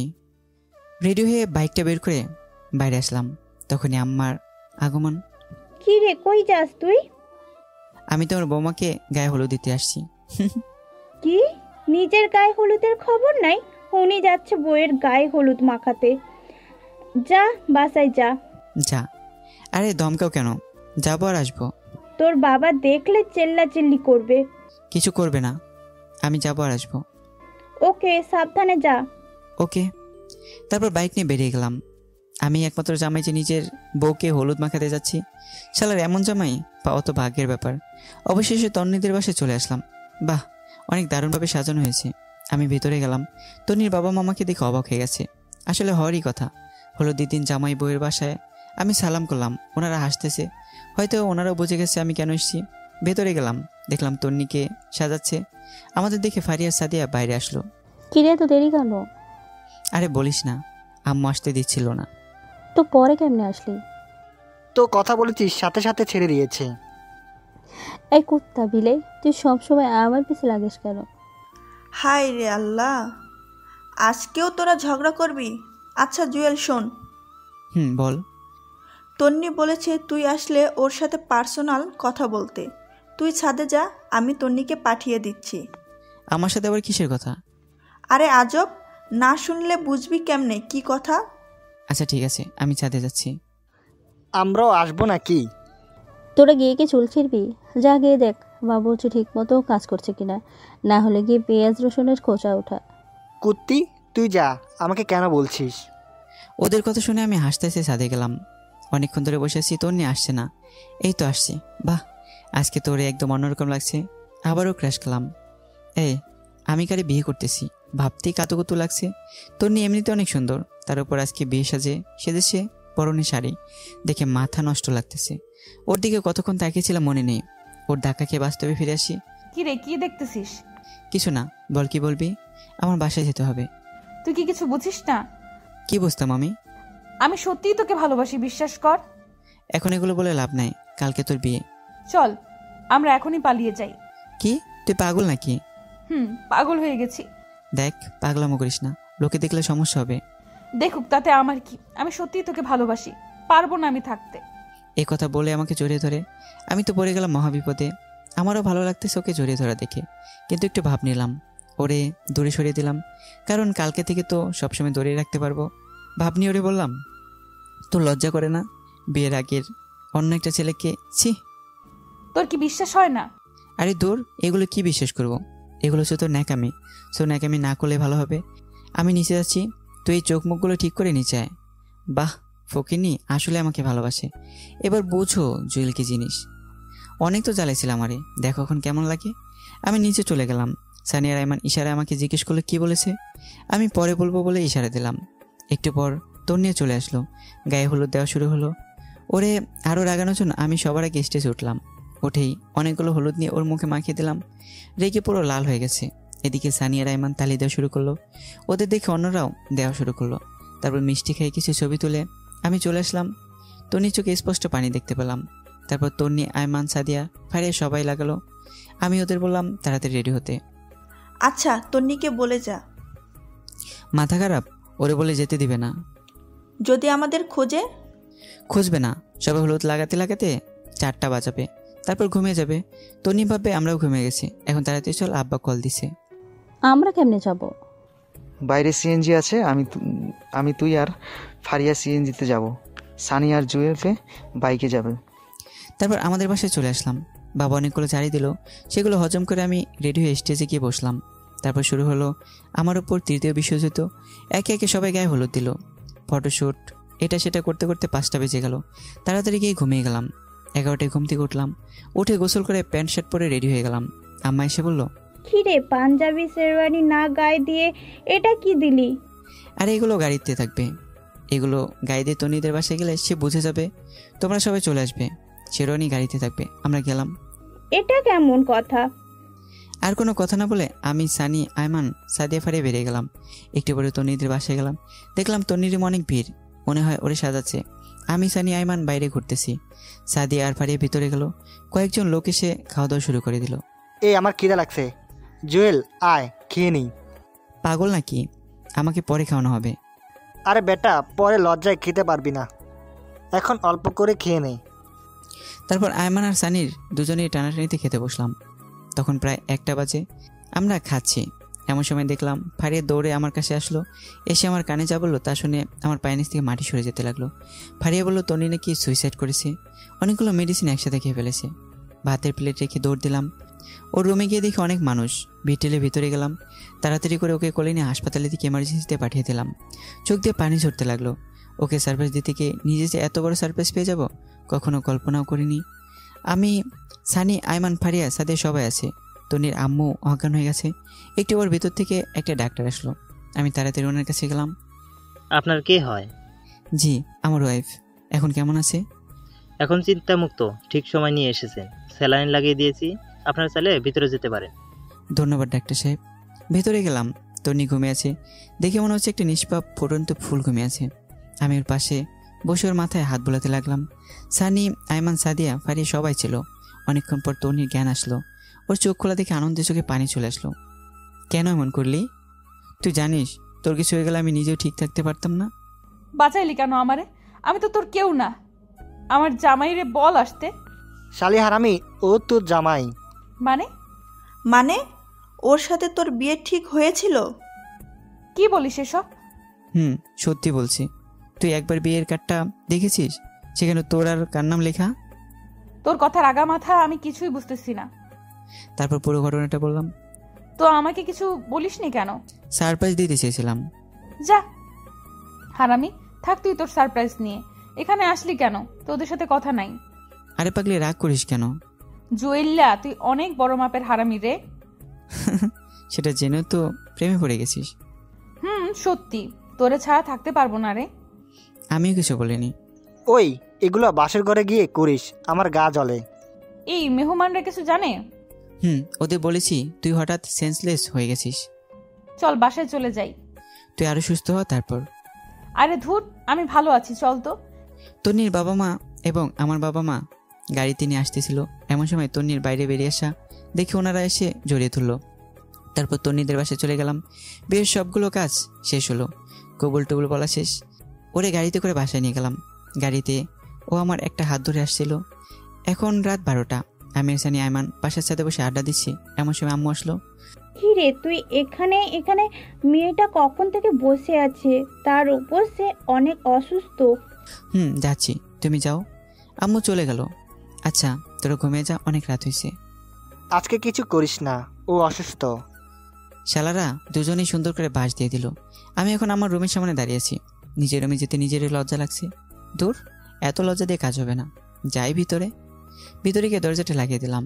আমি তাকে দেখি তন্নি একটা না লম্বা একটা গোমটা দিয়ে বসে আছে। আমি সামনে গেলাম। আমার ধারণা অন্যদের মতো তন্নিও সালাম করতে আসবে আর আমি ওকে ধরে ফেলবো, কিন্তু সেটার হলো না। তন্নি একটা টান দিয়ে ওর গোমটাটা খুললে খাট থেকে নেমে শাড়িটা কোমরের মধ্যে গুছিয়ে বলতে লাগলো, এই হারামি কুত্তা বিলাই, এতক্ষণ কই ছিলি? জানিস না আমি ভয় পাই? এই সরি রে, ওদের সাথে আড্ডা দিতে দিতে কখন যে সময় চলে গেছে টেরও পাইনি। বাহ, ঘরে বউ রেখে উনি বাইরে আড্ডা দিচ্ছে। দাঁড়া, তোকে দেখাচ্ছি মজা। প্লিজ রাগ করো না, এবারের মতো মাফ করে দে। দিতে পারি একটা শর্তে। কি? আমাকে একটা গান শোনা। ধুর, আমি পারি না। কি বললি? এই না, শোনাচ্ছি। তোকে শোনাতে হবে? দেখা যাবে, আগে তুই শুরু কর। তুমি দিও না গো, আর বলতে দিল না। দূর, আমি পারি না, তুই একটা শোনা। এই হারামি, এটা কোনো গান হলো? সুন্দর গান গা। তারপর তন্নি ওর মিষ্টি কণ্ঠে একটা তাহসানের বন্ধু যদি এই গানটা শোনালো, আমি তালি দিলাম। আয় একটু নাচি। পাগল নাকি? আমি পারি না, তুই নাচ। আরে পারবি, হালকা একটা গানে নাচবো, আয়। তারপর উল্টাপাল্টা কিছুক্ষণ নাচলাম, কি নাচলাম নিজেও জানি না। চল ছাদে যাব, চাঁদ দেখবো। ওকে চল। ওই এইভাবে না, আমাকে কোলে করে নিয়ে চল। কেয়ার করা আটার বস্তাকে কোলে নিয়ে ছাদে গেলাম। আল্লাহ, তুই এত ওজন! একদিনেই এই অবস্থা? বাকি সময় তো রয়েই গেছে। মানে? তন্নি আর কিছু বললো না। দুজনে ছাদে এক কোণে গিয়ে বসলাম। সে আমার কাঁধে মাথা দিয়ে চাঁদ দেখতে লাগলো, সাথে নানান রকম কথার ফুলঝুরি ফোটাতে লাগলো। তারপর আবার ওরও কোলে নিয়ে রুমে আসলাম। এই শোন, আজ থেকে তুই তোকারি করে বলবি না, তুমি করে বলবি। থুর, আমি পারবো না। পারবি না মানে? কেউ যদি শুনে মানিজ্য সব যাবে। আচ্ছা যা, সবার সামনে তুমি বলবো, আর এমনিতে তুই করেই বলবো। এই শোন। বল। আমার ছোটবেলা থেকে স্বপ্ন ছিল আমার টুইন বেবি হবে। হাসানি? তাহলে তো আমাকে ডাবল পরিশ্রম করতে হবে। মানে? একটার জন্য যেই কাজ করা লাগে, দুইটার জন্য তার ডাবল করা লাগবে। আস্তে আস্তে ওর দিকে এগোতে লাগলাম। এই খবরদার, একদম কাছে আসবি না, আমি কিন্তু চিল্লাচিল্লি করব। আমি বাংলা সিনেমার ভিলেনের মতো একটা হাসি দিলাম। সুন্দরী, তোমার ডাক শুনে এখানে কেউই আসবে না। একদম না। আমি ওর আর কোনো কথা না শুনে হাত ধরে একটা টান দিলাম। তারপর হারিয়ে গেলাম অন্য একটা পৃথিবীতে। আপনারা এখনো বসে আছেন কেন? আর কত ভাই, অনেক কিছু তো দেখলেন, এবার নিজেদের টুইন বেবির জন্য কার্যক্রম শুরু করে দেন।